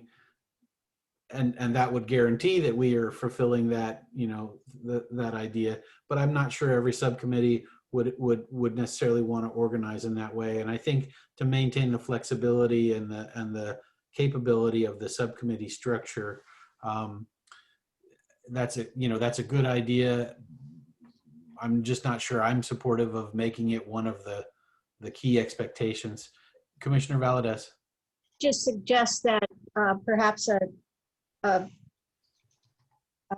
advisory could be placed in our notes that says each subcommittee should go through the process of deciding how they're going to coordinate their meetings, whether they set up a logistics person, if they rotate it, set up a standing meeting, but just encourage them to have a process in place. I like that. I like that. We could, in fact, when the subcommittees report out, one of the items that they could report out is, what is your organizational protocol? How often do you meet? So not just on what work has been accomplished or is being done, but also, let the full commission know how you're operating. Does that, what do you guys think of that? I think it's great. Okay. Are there any other ideas on things that we should potentially, sort of have as common expectations? Format of reports. Some people like to work in PowerPoint. Some people like to work with Word documents. I think in my case, it depends on the topic. Sometimes things are better treated in text, and sometimes things are better treated in pictures and bullet points. So Vice Chair Morris, your hand is up. All right. Sorry, no. So what I recall we have, Commissioner Valadez. Just one item. Do we have, especially it appears we have some subcommittees that are committees of 1 or committees of 2 with the quorum. Are there ways in between the assignment signups annually to expand the committees? Absolutely. I would say that, every time we have a committee report, if there's a committee that only has, 2 members or 1 member, and any commissioner says, I would like to be on that subcommittee, that we can take that up at that time and make that adjustment. I don't think there's anything that says we can only do it once a year. We certainly have to have an organizational meeting once a year, and subcommittees may be established at that interval, because they're not supposed to last more than a year. But I don't think there's anything that prevents us from adapting the membership of a subcommittee during the year. Donna, are you on board with that? Yeah, I'm agreeing. So I'm going to use the example of Commissioner Wang is one that's signed up to look into recreation programming. And so I know Bridget and I discussed this, and so we wanted to wait until the presentation this evening on the contract instructor program. And now Bridget will be reaching out to Commissioner Wang so that they could set up their own meeting time and find out what, how Commissioner Wang can help us to look at different programming aspects. So I also wanted to emphasize that staff is available to attend the subcommittee meetings if it's helpful, if we can provide information on process or history and background on certain topics, or we may have research already available in our files that might assist your subcommittee. So I wouldn't, I would, use staff for your subcommittee meetings. It doesn't mean we have to attend all of them, but we are certainly available to assist and provide support. Also, we're available to set up the Ring Central meetings, or when we get to meet in person, you can use any of our city facilities to meet as well. Great. So at this point, I'm going to move that we establish these 3 expectations as our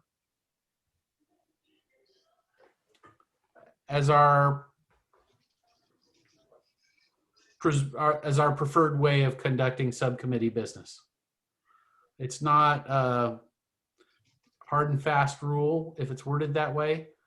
So I move that we establish these 3 points as our preferred way of conducting subcommittee business. And I would ask if there's a second for that motion. I second. Thank you, Commissioner Valdez. Any discussion of that motion before we call the question? Commissioner Corrigan. Can you just recap? I think I know what the 3 are, but could you recap the 3? Yes, please, Casey. And I am willing to admit that I took a lot of notes, and I want to make sure that I got the correct 3. But the first is that each subcommittee meet or connect once between commission meetings. That's a recommendation. That one, and that it does say recommendation. Yeah. There is one regarding the organization protocol. Yes. And that can be, I think that you said, Chair Daley, that one can be explained during subcommittee reports. So Yep. the organization of each subcommittee can be explained during the reporting process during each park meeting. And I believe the third included ways to expand subcommittees throughout the year. No, the other one was that the scope and objectives of the subcommittee should be established in writing at the outset. Okay, well, that's the one that I wrote down and didn't circle. So I apologize for that. Yeah. I'll switch those last 2. The other about adding and subtracting from subcommittees, we can just handle that as a, just internal policy. Yeah. Okay, written at onset. Does that answer your question, Commissioner Corrigan? It does. Thank you. Because it answers mine. That was great. Yeah. Okay, if there are no other remarks on the subject, Vice Chair Morris. I'm so sorry. Could you just give us the 3 very clearly one more time so I have them correct in my notes, please? I can. The first is a recommendation that each subcommittee meet or confer or connect between each Parks and Recreation Commission meeting. The second has to do with the organizational protocol of each subcommittee, the way that they are organizing and meeting, and it can be shared at subcommittee report time. And the third has to do with the scope and objectives being clearly written at and this Chair Daly at the beginning of the year or the onset of the subcommittee? Yeah, as a chair, I will probably ask when the subcommittee reports, remind me again what your scope and objective is of this subcommittee, you know, and we'll refer back to that often enough to make sure that we're topical and constrained to that principle.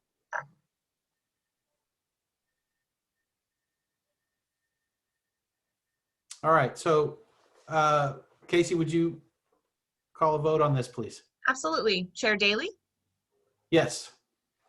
Vice Chair Morris, Yes.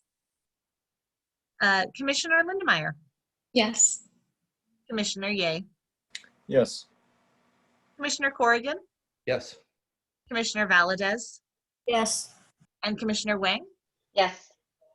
That motion passes unanimously. Great. At this time, it's almost 9 o'clock. It's 8:55. I'm going to go ahead and we're gonna take a break until 9 o'clock. Okay. Sounds good. How much more do we have? We're getting close to the end, but some Okay. folks might need a bio break.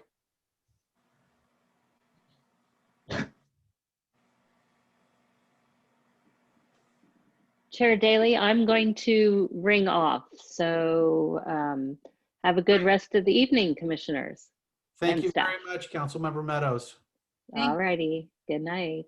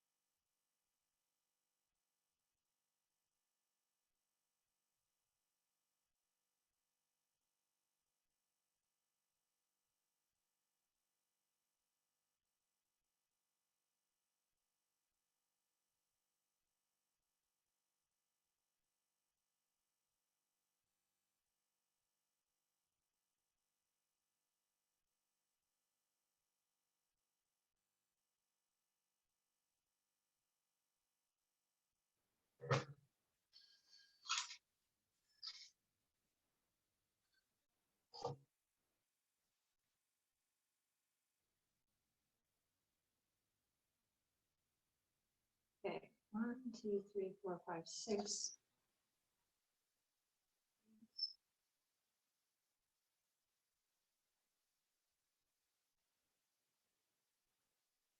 Okay, Monday through Friday.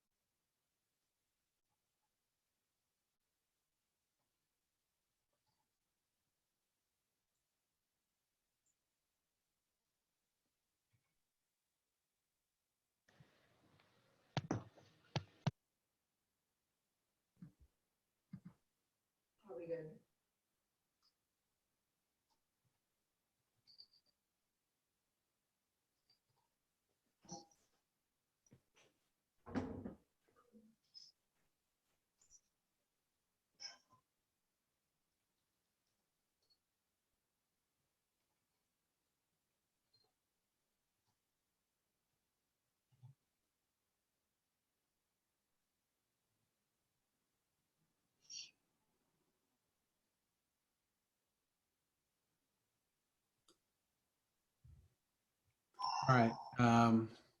We're actually at 9:01, so just waiting for a couple more people to check in here.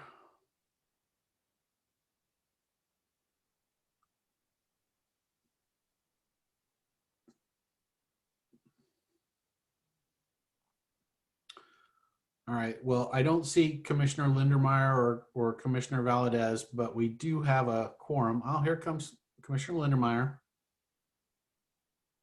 And so I don't want to hold the whole group up. Let's go ahead and get started with our informational items. Hey, Pete, I just want to put it for the record that I'm not last for the first time. I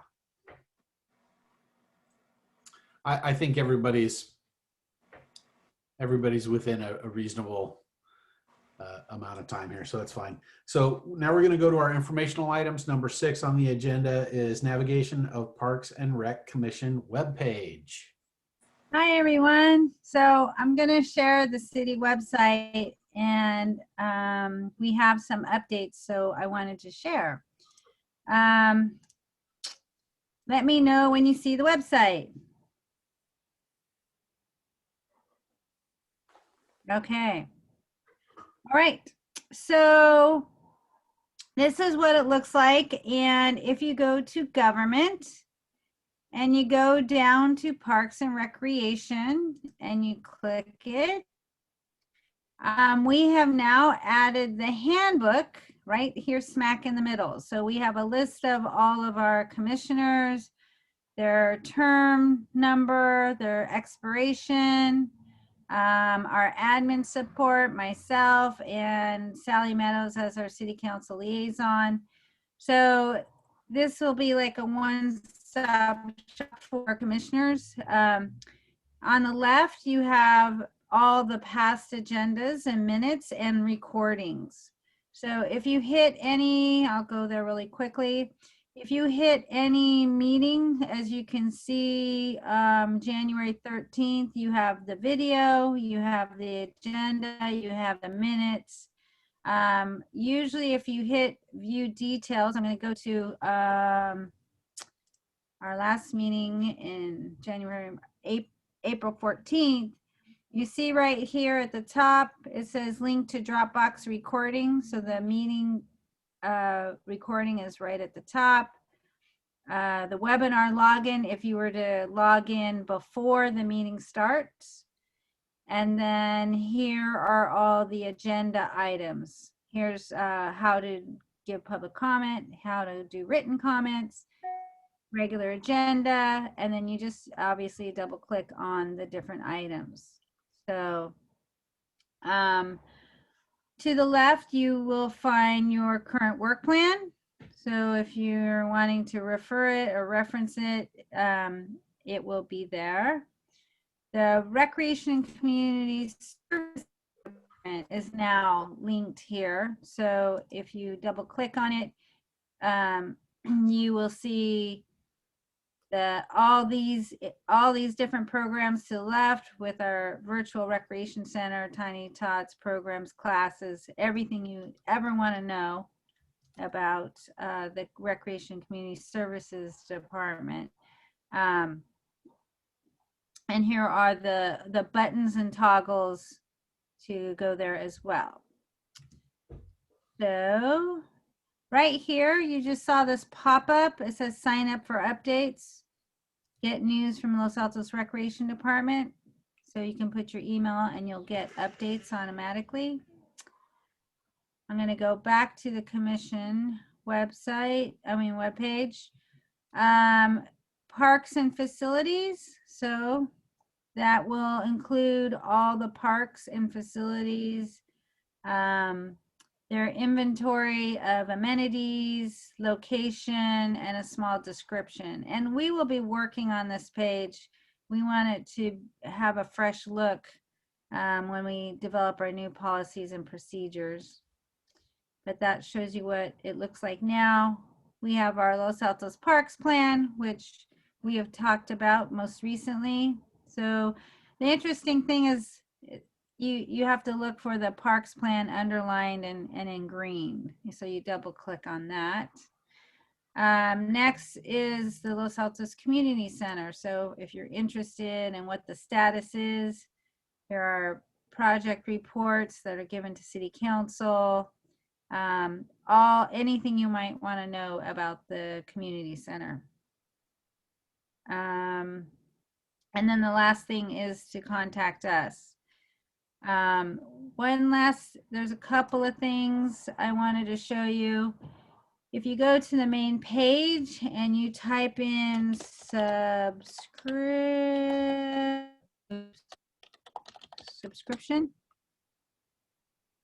and it says notify email subscriptions, and you click on that, you can check every box that you might be interested in receiving information about. So if you're interested in the budget, the city manager weekly updates, I have on occasion just forwarded it to you, but you can sign them up yourselves. So there's city manager weekly updates, which is more citywide. City of Los Altos news and announcements, community center, recreation news and events, senior center spotlight newsletter.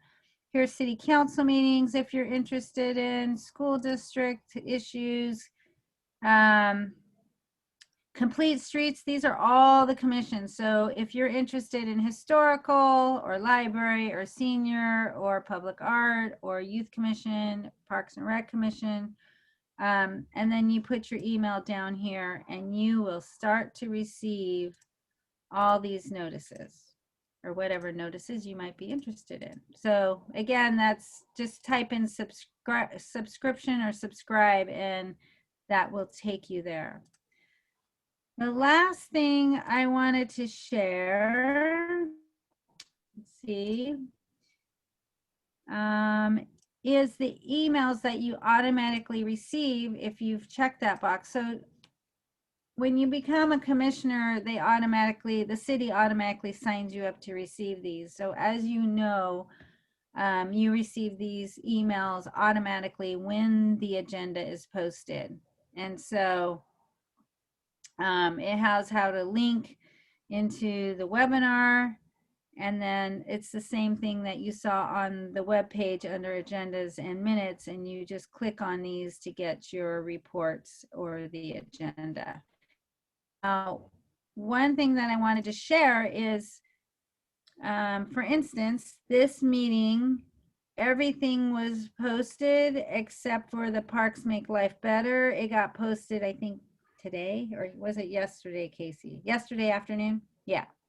So if something changes or we have like 20 new emails that we've received from the public, you will receive an update that says something has been added to the agenda. And so I just wanted to share all those different ways of communication and resources that are available to you.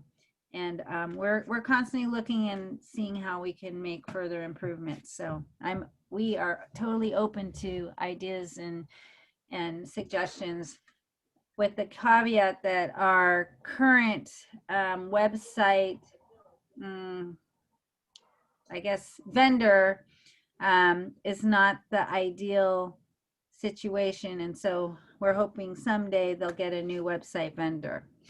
So it's not as friendly as we'd like it to be. That concludes my navigation. Commissioner Ye. Yeah, I just want to point out, Donna, that Los Altos' city website, compared, because I deal with a bunch of different municipalities and their planning commissions, it is unbelievably nice, okay, compared to other cities. I mean, if you want to like look at night and day, Oklahoma City has like 1 million people. Look at their website and compare it to ours. I can't figure out whenever an agenda is ever. Wow. Okay, so, or look at Atlantic Cities or something, that some of their links don't even work. Wow. That's good to know. So good on you guys. Thank you. Vice Chair Morris. Just a brief comment. I really am appreciating the changes that have been implemented on the website. I know there's effort on making changes in it.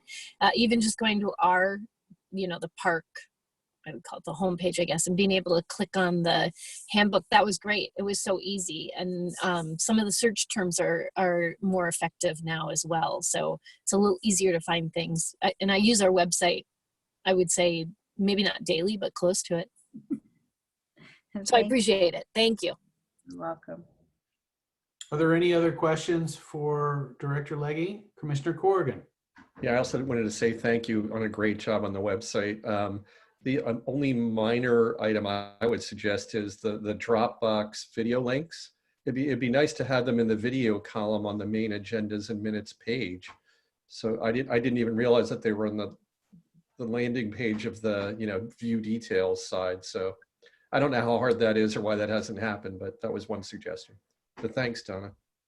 Sure. Of course. I just want to tell everyone that some of these improvements were the result of me navigating for Commissioner Wang and Commissioner Valadez when we did their orientation. And as I had to keep going back and forth, and I go, we got to change this. So it's good we have new commissioners coming on. Okay, if there are no more questions, then we'll have information and announcements from staff. Thank you. What I would like to do is all the information that has been provided is pretty easy and straightforward. However, I'm going to ask Rec Supervisor Bridget Matheson, for the benefit of the skateboard subcommittee, to give an update on our work with Jason at Skateworks.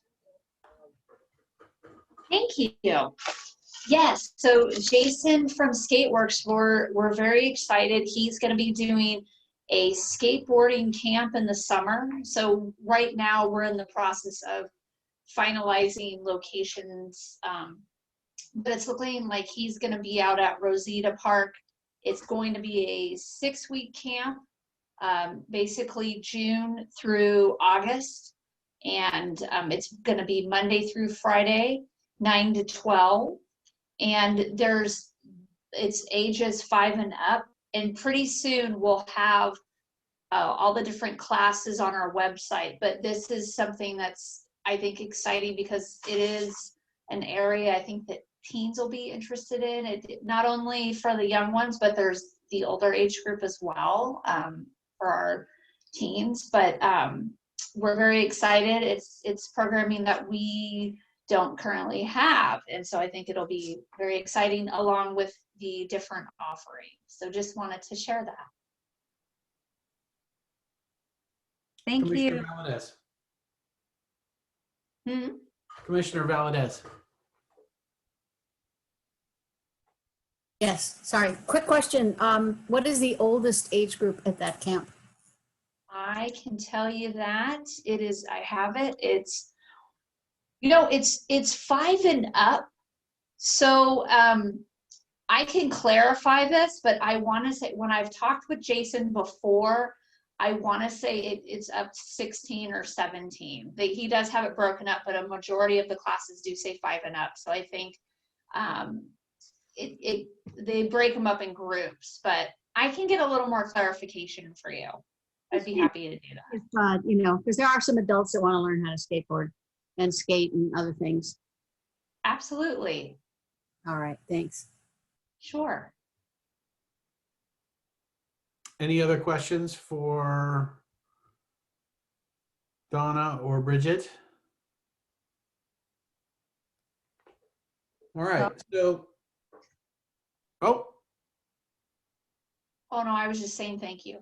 Okay, sorry. I looked down at my agenda and I looked back up and I saw hands.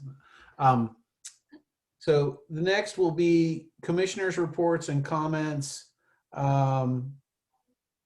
Highlights from the Parks and Rec Society conference. Who all attended the Parks and Rec Society conference? Okay, we've got 4 of you guys. Why don't we start with Chair Morris, and you can share a quick highlight or two. Okay, so I think the highlight, I attended last year also. I think the highlight for me this year was, and I'm afraid I don't have the name in front of me, a young woman who is both deaf and blind and did the most amazing presentation. And Commissioner Valadez is shaking her head, so she probably attended it as well. And this woman was amazing. Her can-do attitude was amazing, but also what she had to say about ADA, it was a good reminder, I think, to me and hopefully to other people that were listening, that that we have an obligation, but also an opportunity to make sure that we are meeting the needs of all sorts of different community members and visitors. And I would say one of the highlights for me, or one of the things that stood out that she talked about specifically, was I believe at her university. She's also a lawyer. She's just like sort of this amazing person, but she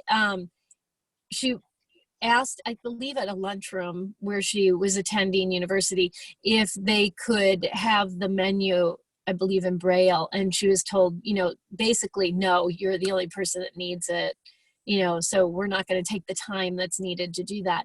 And long and short of it, they ended up doing it. But essentially it was that idea of like, wait a minute, just because it's only for one person or 2 people doesn't mean that we ought not to do it. So it sort of motivated me to be even more attached to the idea of the inclusivity in our parks for all types of people, and from people from all different walks of life and experiences in life. And I was thinking, you know, maybe we could put Braille on some of our signs.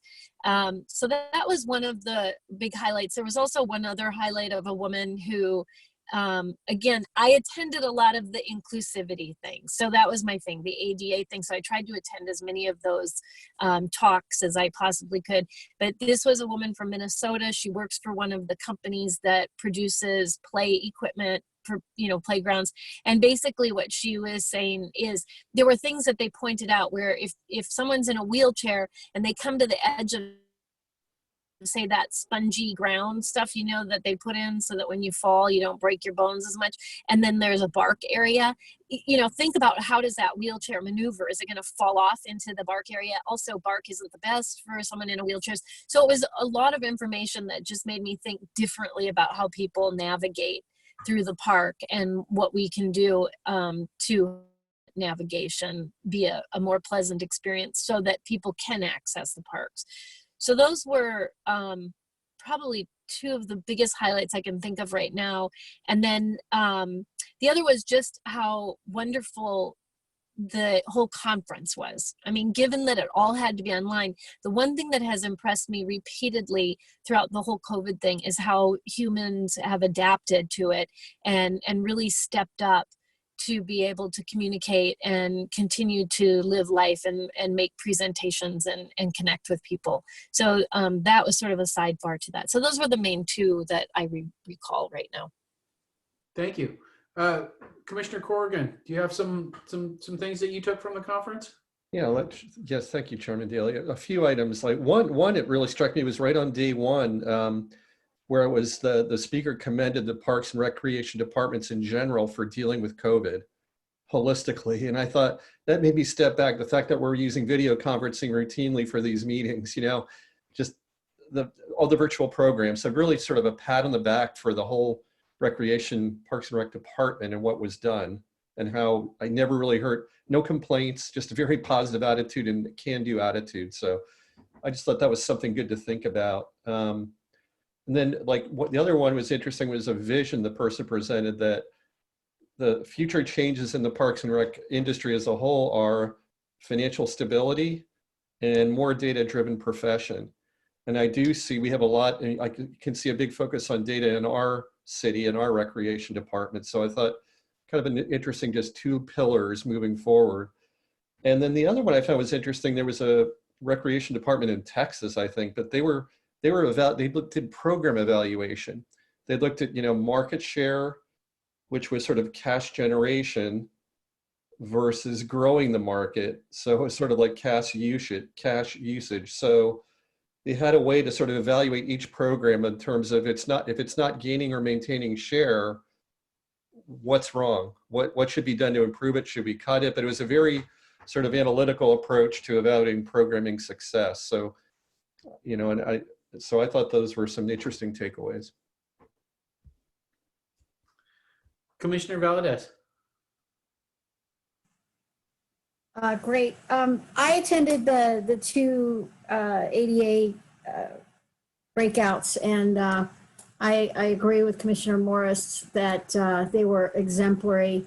Particularly, I learned so much about inclusive park design that I thought I had thought of lots of things, and I was blown away by the suggestions. I very impressed with those presentations.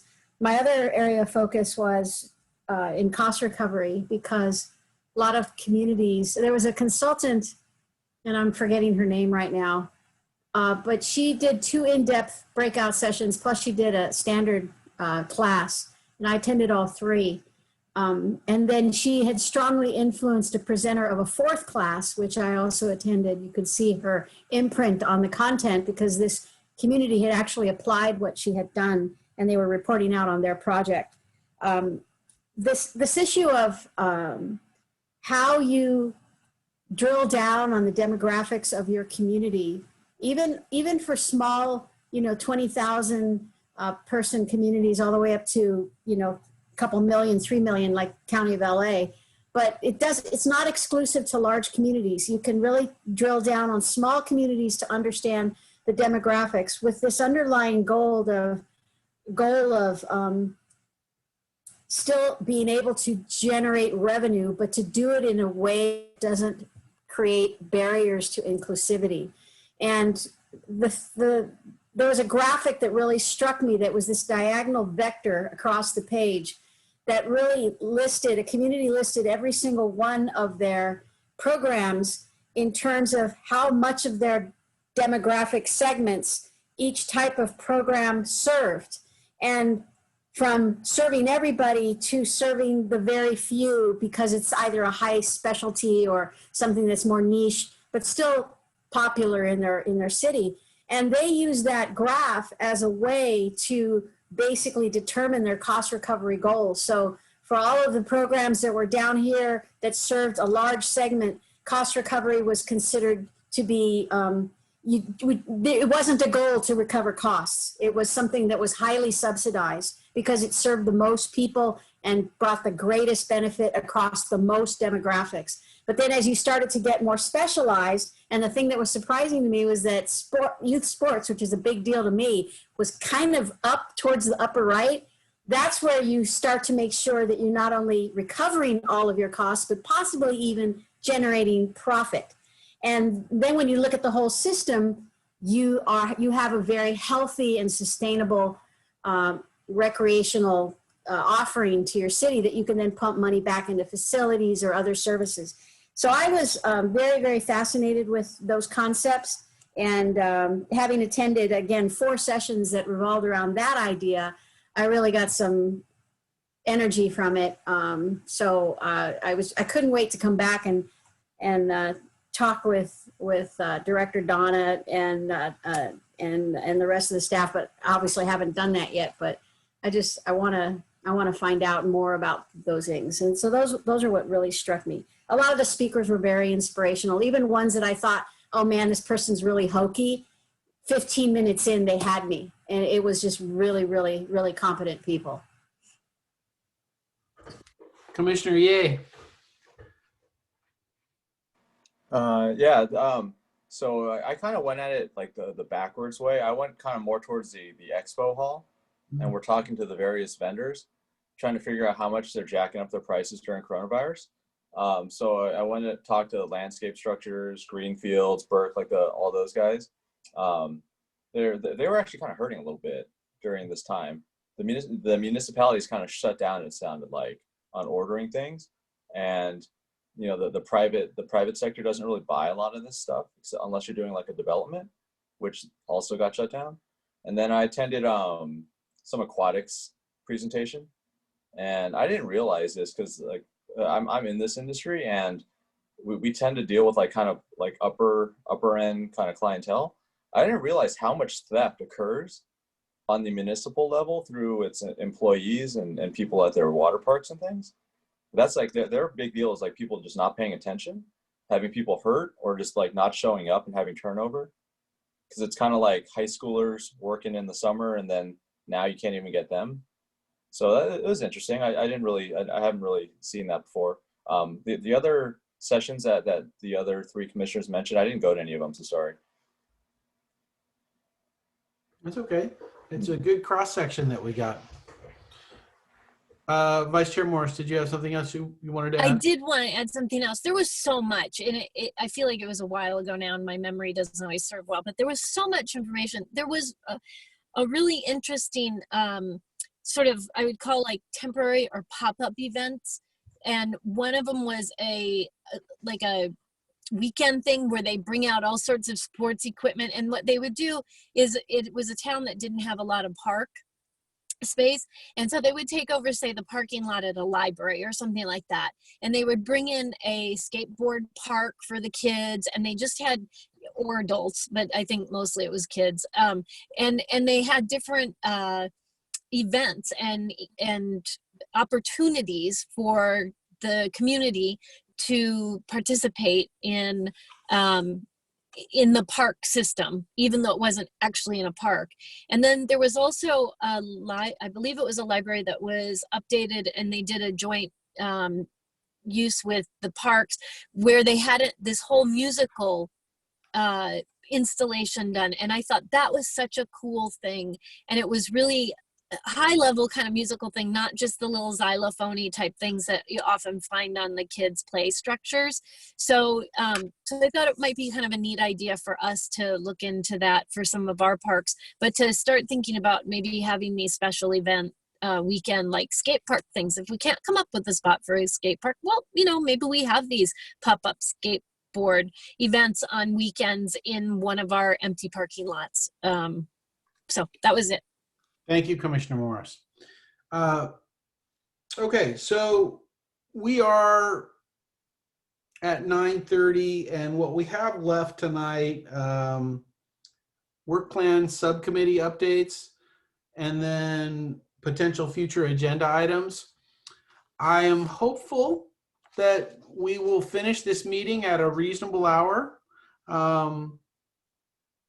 But I don't want to shortchange either of these last 2 items. So let this be sort of, and our first attempt to kind of begin to implement some of the expectations we have for our work plan subcommittee meetings. And so what I'm going to do is I'm going to go down the list of the assignments that we have. So the first subcommittee is skate park feasibility. And if you guys could just very quickly state the scope and objective of your subcommittee and tell us kind of how you operate, when your last meeting was, and sort of what's next.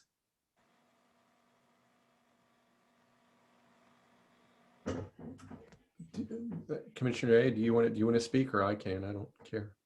Go ahead, John. So I guess in terms of scope, I think Commissioner Ye mentioned earlier, it's really kind of a go, no go on setting up a skate park in Los Altos, and then everything around that. If it's obviously a go forward decision, then what does that look like?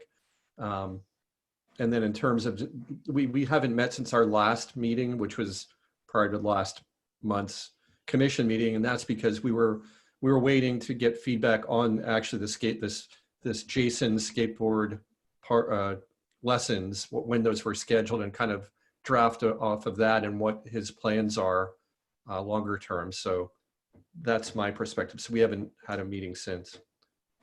Yeah, and so every time I go to Tin Pot, there's always a line. So I wander over and talk to Jason at the store. And it sounds like, I mean, they're here for the long term. He just re-signed his lease, so, right, and he's a good ambassador for the sport. I think having him working with the city will help too. So he can kind of doing his little pop-ups show what's possible. Because I mean, just FYI, all these kids who will be attending these pop-ups, they're doing the same thing every weekend anyways, just shopping mall parking lot or wherever. So it's already happening, and if we can organize it and provide a safe place that has lighting and doesn't have pebbles everywhere, I think it's a good thing. I think you guys are doing a good job. Okay, so performing arts in the park, we've got Vice Chair Morris and Commissioner Wang. If you guys could briefly state your scope and objectives and any discussions you've had about how you want to operate, and when you may have had your last call or meeting, and what's going on, that would be great.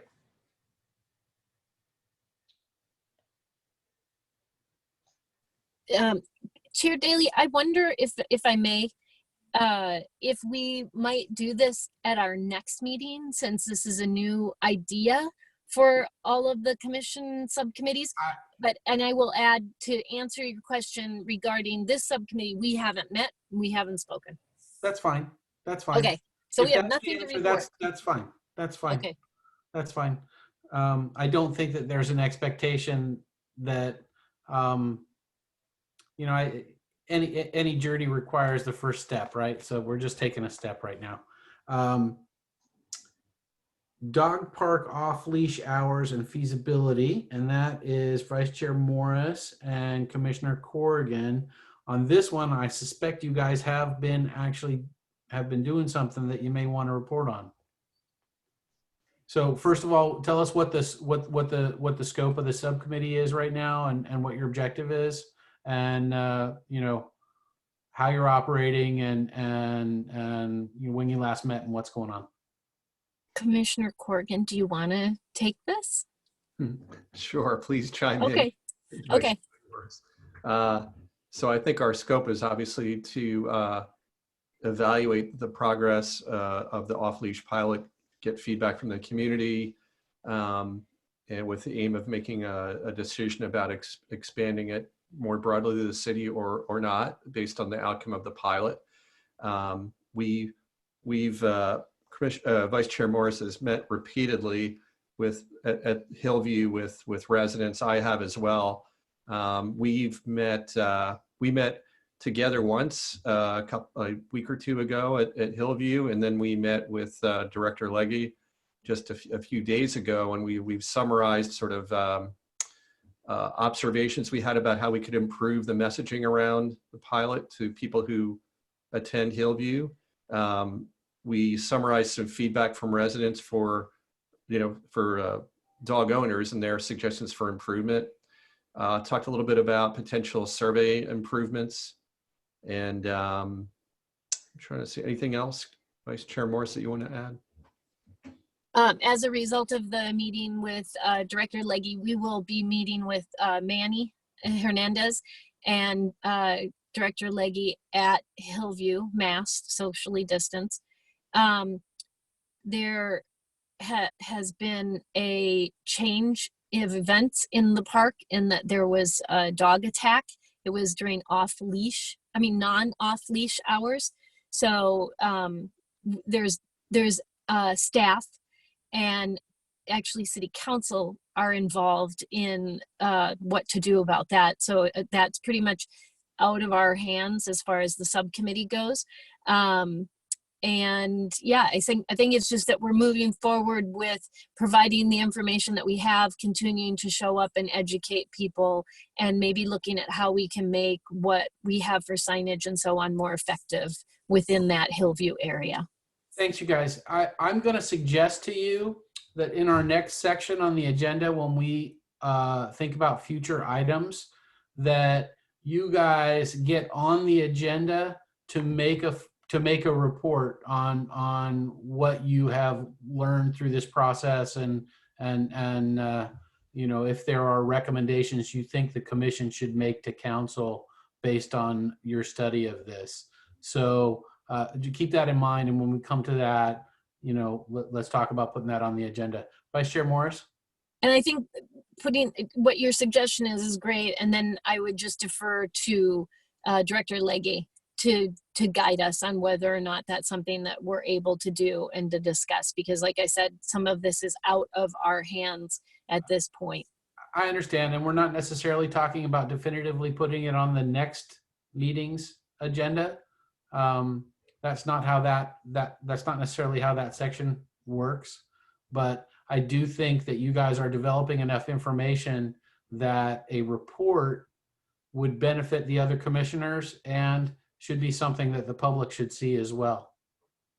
And as to when you do that, I leave it to your judgment and in conjunction with staff and whomever else as far as the timing of that. All right, so open space. This is myself and Commissioner Lindermeyer and Commissioner Ye, and I'm going to report that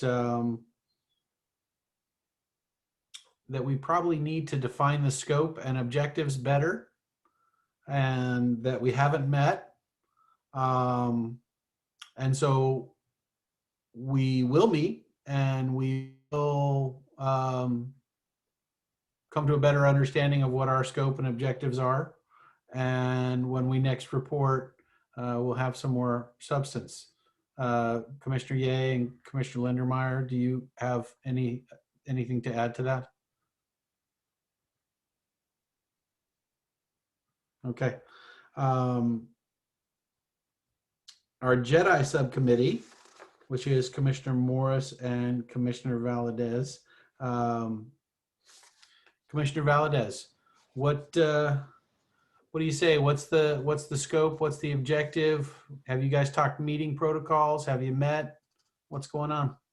We have not met, but I think that we may have very similar minds, definitely on the inclusivity topics. So we will have a good basis upon which to start our conversations. And so I think we can commit to getting all our ducks in order before the next meeting so that we can have a more substantive output. Would you agree, Commissioner Morris? 100%. Great. So the next subcommittee is Outdoor Adult Fitness Project. And right now, Commissioner Wang, you're our only member of this subcommittee. It's an opportunity if somebody else wants to join with you on this. If there aren't others that want to step up and be involved, I was previously very interested in this topic, and I would be happy to work with you, Commissioner Wang, if you'd have me. That would be wonderful. Thank you. Great. So have you started to look into this at all? I haven't started looking into it, but you know, what I was hoping that I'd be able to do is to, you know, just come back with some either ideas, suggestions of what might make sense and where, right? So there's, you know, a few places that I've sort of eyed in terms of looking at, you know, what other cities or trails have done with respect to the outdoor fitness equipment, you know, just to kind of take a closer look and kick the tires a little bit. And then, you know, kind of do the drive around and figure out, you know, kind of what sort of makes sense, you know, for Los Altos, and just, you know, share some findings and ideas for the commission to discuss. That sounds great. We should get together on the phone, and we should probably also reach out to staff who has, I think, looked into this, done research, and has some materials that can kind of help us get up to speed a little bit. So we'll take a note to get that. Casey, would you note that I'm adding to that I'm joining that subcommittee, please? School district collaboration, and this is Commissioner Corrigan, myself, and Commissioner Lindemeyer. We did discuss this earlier as it pertained to the feedback that we got from council on our work plan. Council has a committee that is engaged with the school districts, so we have to make sure that we are operating in conjunction with them.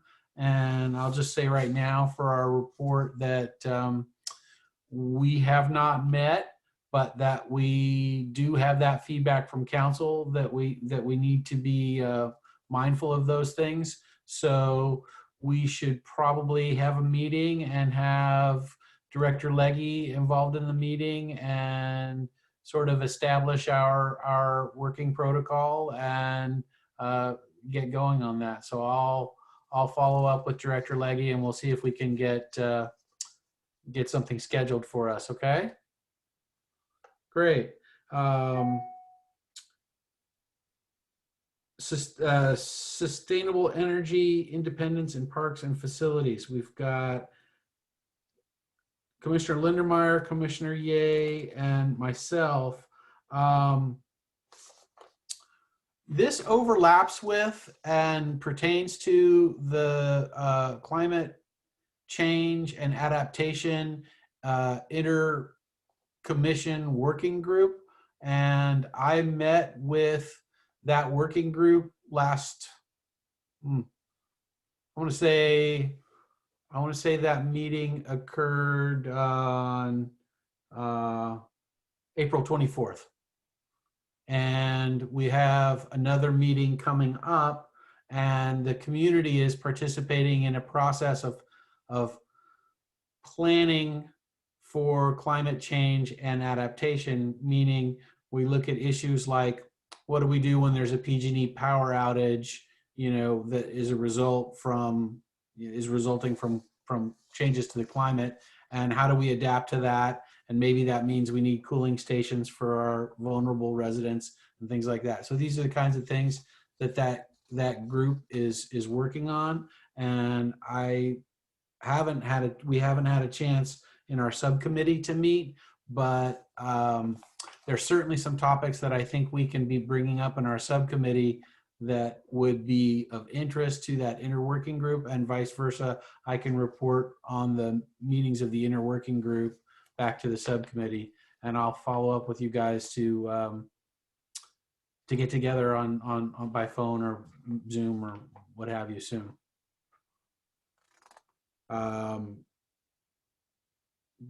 What's next? Grant Park Master Scope of Work Task Force. This is myself and Vice Chair Morris. In this instance, we're waiting for, there's also an inter-commission working group comprised of Commissioner or Vice Chair Morris, myself, representatives from the Youth Commission, the Senior Commission, and maybe there's somebody from Complete Streets, I don't recall. But that group has to meet first, and that hasn't gotten traction yet. And moreover, we're waiting for further guidance from council as to whether or not they really want us to take up the issue of a master plan for Grant Park. So those things are pending. When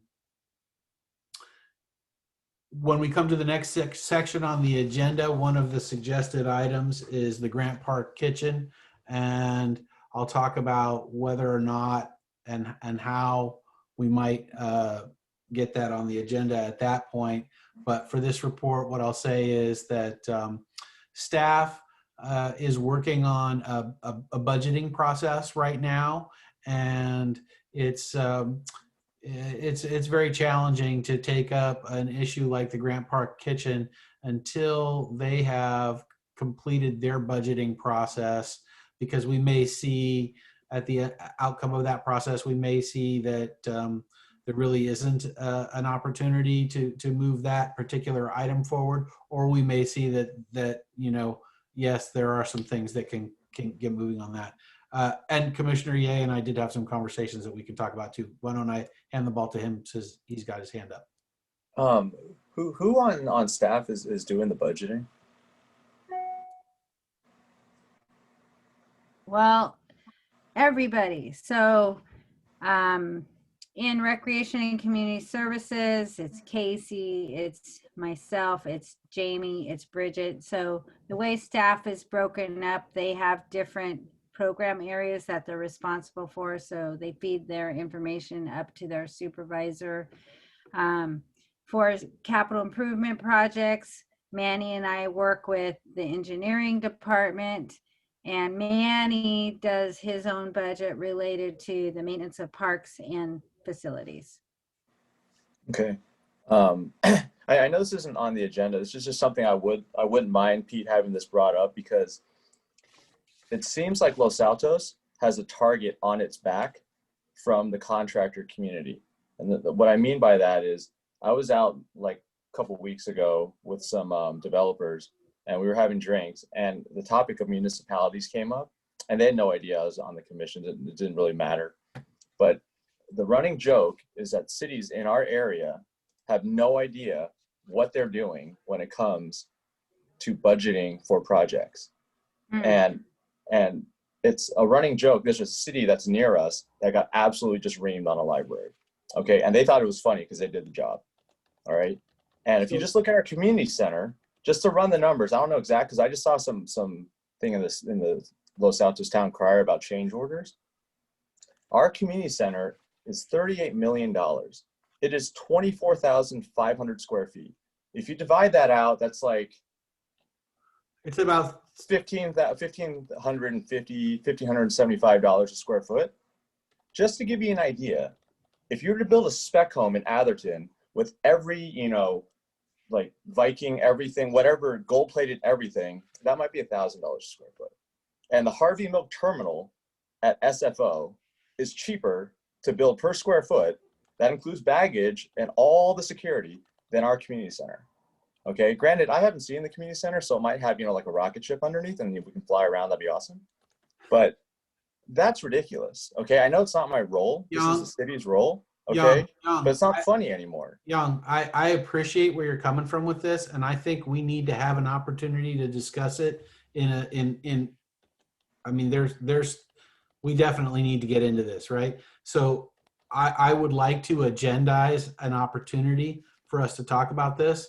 And when it comes to the next section and we put, for example, the Grant Park kitchen on the agenda, there's some opportunity to get into this discussion, because we have an existing previous bid for work, and based on our conversations, you and I, it appears that bid was perhaps irrational, but now is not the right time for us to get into this discussion. We need to get it on the agenda, because I think the public may also want to be heard. I imagine that your views are not, you're not the only person that's concerned about these issues. So let me just put in a pin, right? Put a pin in it right here, and let's come back to it and get it on the agenda and treat it in a, you know, transparent and an open way, and get the residents involved in the discussion. Okay. Thanks. I think that was, it was also pertinent to the report because it does apply to what we've been hearing about the Grant Park kitchen issue. So, then lastly, I would say the cost recovery subcommittee is essentially suspended or at least in abeyance at the moment. And so that would conclude our reports from the subcommittees. I think that was a good, that was a good little trial run. And we'll try next time to have some more substance and certainly to at least meet those expectations that we all agreed to tonight with regard to one meeting each at least and so forth. Now let's talk about future agenda items. Now the first one suggested is the Grant Park kitchen, but as I mentioned— Chair Daly, I'm sorry to interrupt you. Commissioner Wang had her hand up, and then Commissioner Valadez also had their hands up before you started the next thing. Okay, are these questions pertaining to any of the subcommittee reports? Okay, Commissioner Wang. I was just going to say that you skipped the program resources one, so I just wanted to report out that while I haven't been in touch with staff, I have been sort of, keeping notes of, different things so that, when we were ready to have that conversation, I would have some input to share. Thank you. My apologies for missing that. Commissioner Valadez. I wonder, even though the cost recovery subcommittee is kind of suspended right now, I want to ask the body here, is there any interest on the part of the commissioners to have any kind of educational or case study type presentation or anything like that, that as an informational item to educate people a little bit better about the issues these days that surround cost recovery? Commissioner Valadez, I think this would be an appropriate topic of discussion under the next agenda item, which is potential future agenda items. It's possible that an informational report from staff, when the consulting work and staff work on the topic has been completed, perhaps we could get an informational report. So, but we'll just start with that. Let's make that our first proposed item of new business. And what I will do is just kind of defer to Donna as to whether or not that might be an appropriate informational item in some upcoming meeting. You're muted. Sorry. I suggest we put it on the agenda, but the timing may depend on council. I would not want to undermine council by still talking about a topic that they've asked us not to address. Right. Now, I understand the educational component, which we just have to be careful. Are there any other commissioners that support sort of conditionally adding this to our future business pending feedback from staff and any input that council may have or direction council may give us? I have a comment. Hang on one second, please, for your comment. I want to see if there's another commissioner that wants to put this into our future business for informational. What are we adding?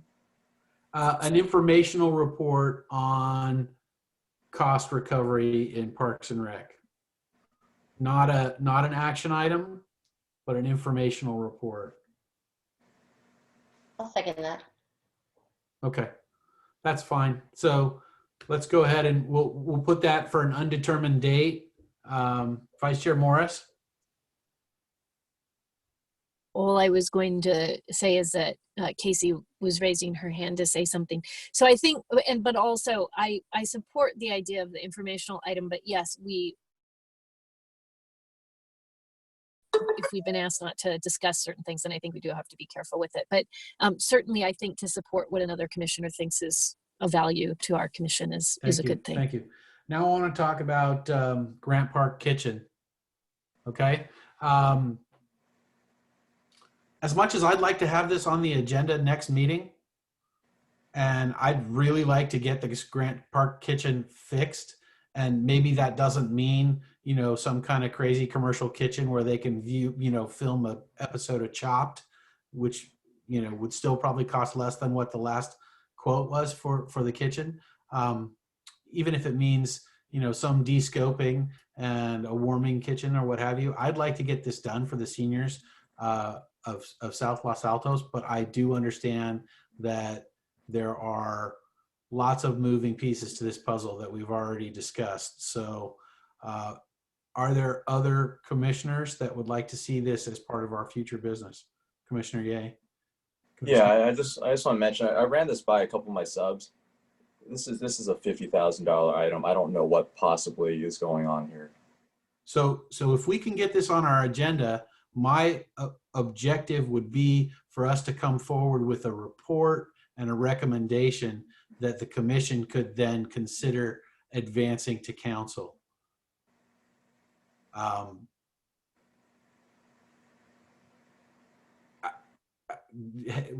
Vice Chair Morris. I'd like to see it on the agenda. I mean, obviously I'm on the subcommittee, but I also would like maybe some clarification from the more senior commissioners and also from Director Legge. It seems to me that in the past, and so correct me if I'm wrong, that we have taken up some items that we as residents have felt were important to think about and to discuss, and they weren't necessarily driven by the city council saying do this, do this, do this, and then we've, you know, gotten together and put together a report or suggestions and taken them to council, and I think that that's been appreciated in the past. Are we not supposed to be doing that? I'm gonna just, we're not gonna address that question right now. Okay, I'm sorry. So I support question. the Yeah, that's the most important thing. Other commissioners, I think Commissioner Corrigan, you looked like you wanted to come in here. Yes, I agree. I supported it. I think that I've heard the same thing about that being a priority. So I support this being agendized. Okay, great. Yeah, I support it as well. I do have the same concerns that Young has. And I think that these things should also be addressed. Donna, can we start by just getting the subcommittee any of the previous documentation that we have on this issue? The quote that was originally brought to council, some of us remember when Mary Prochnow said more or less the price for that is so exorbitant that you could buy 10,000 lunches from Boulanger instead of funding that item. If we could get those materials and so that we can review them and assess them for, you know, how relevant or valid they may be, and factor them into our process, that would be great. Is that possible? Staff could help us with that? May I ask if anybody received it? Because I emailed it to the subcommittee like 2 days after the last meeting. Right. I was going to say I'll she already double-check sent it to us. Okay, great. Then I apologize for asking for it again. It's okay. I I can resend it too. I got that, but there's no RFP in there. There's no like actual bids in there. Yeah, I didn't really see, I mean, I felt like it was, you know. So I guess what I need is specifically what you're looking for. So I sent what I could most readily find. So if you need something more specific, I need to know what it is. Yeah, it would be basically a general contractor sending something that looks kind of pretty on the front page. Okay. All you have to say, Young, is an RFP. I know what a pretty No, page the looks RFP like. comes from us. So Right. I need to know. You mean their proposal? Yeah, the response to the RFP. Yeah. Okay. You know, Okay. Excel spreadsheet so that it has line items and we Yeah. can understand how they come to their cost figure. Yeah, so what I saw in that, without without taking too much time was line items and what the amounts were. It was, so anyway, I will look for the response to the RFPs. Great. And maybe Manny has something to say about the electrical panel and some more detail on that too. You might just query him and see if he wants to drop in on our next meeting or the meeting when we have this on the agenda. You know, in case there are questions he can answer. I would like to invite him to be at the meeting. Okay. And now, as to the issue of the budgeting process that you're going through, do you think that if this is on, if Grant Park Kitchen is on our June meeting, are you guys going to be done with your budgeting process or? Yes. Okay. So I see no reason why we shouldn't have this on the June meeting then. Yeah, and Pete, just on a macro level, there's going to be no construction happening for the foreseeable quarter or two quarters. Okay, it's just not happening. Everyone else is busier on more profitable projects. Sure. No, I understand that. Our you know, I will consider our job done when we've advanced a recommendation to council. Obviously, the seniors who use the facility will consider the job done when it's actually done, but I know there's probably a significant lag there. All right. Yes, Donna. The budget is scheduled to be approved at the council meeting of June 8th if everything goes as planned. Right. And our June park meeting is when? The 9th, the next day. You can always schedule a special meeting. No, I'm not in, I don't have an appetite to schedule a special meeting, but why don't we plan on doing this in July? We'll do this in July, and that'll make sure that we've got enough time for the budget process to come to fruition. But we can make use of that time in between now and then as a subcommittee to review this information in more detail and maybe even, you know, talk to some more folks in the contracting business and get a better handle on what costs should be for a reasonable scope of work. Yes, Donna. I can promise you, as I always try to do, when the budget is posted for that meeting, I will forward you a copy so you can see what the budget is.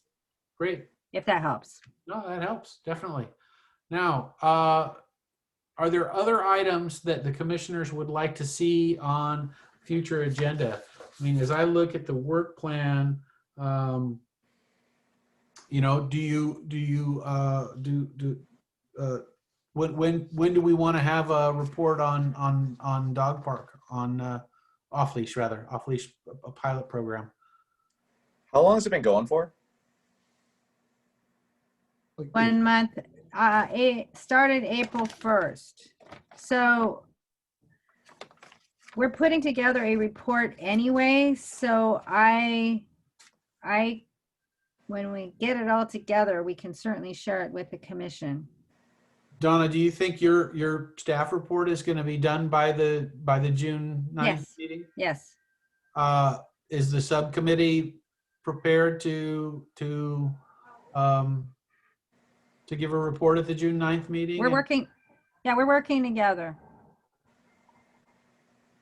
Yes. Yes. So to answer that question, yes,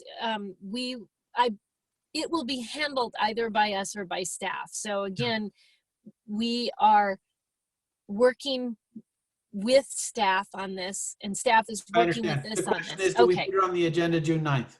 Sure. It sounds like we'll be ready. I think that's great. I'm sure that there are members of the public. I'm sure there are residents who would like to be heard on this. Be prepared. All right. Anything else that we need to add into our hopper for future business? Hearing none, I will adjourn this meeting at 10:04. Thank you very much, everybody. Thank you. Have a good night. Good night, everyone. Thank you. Bye.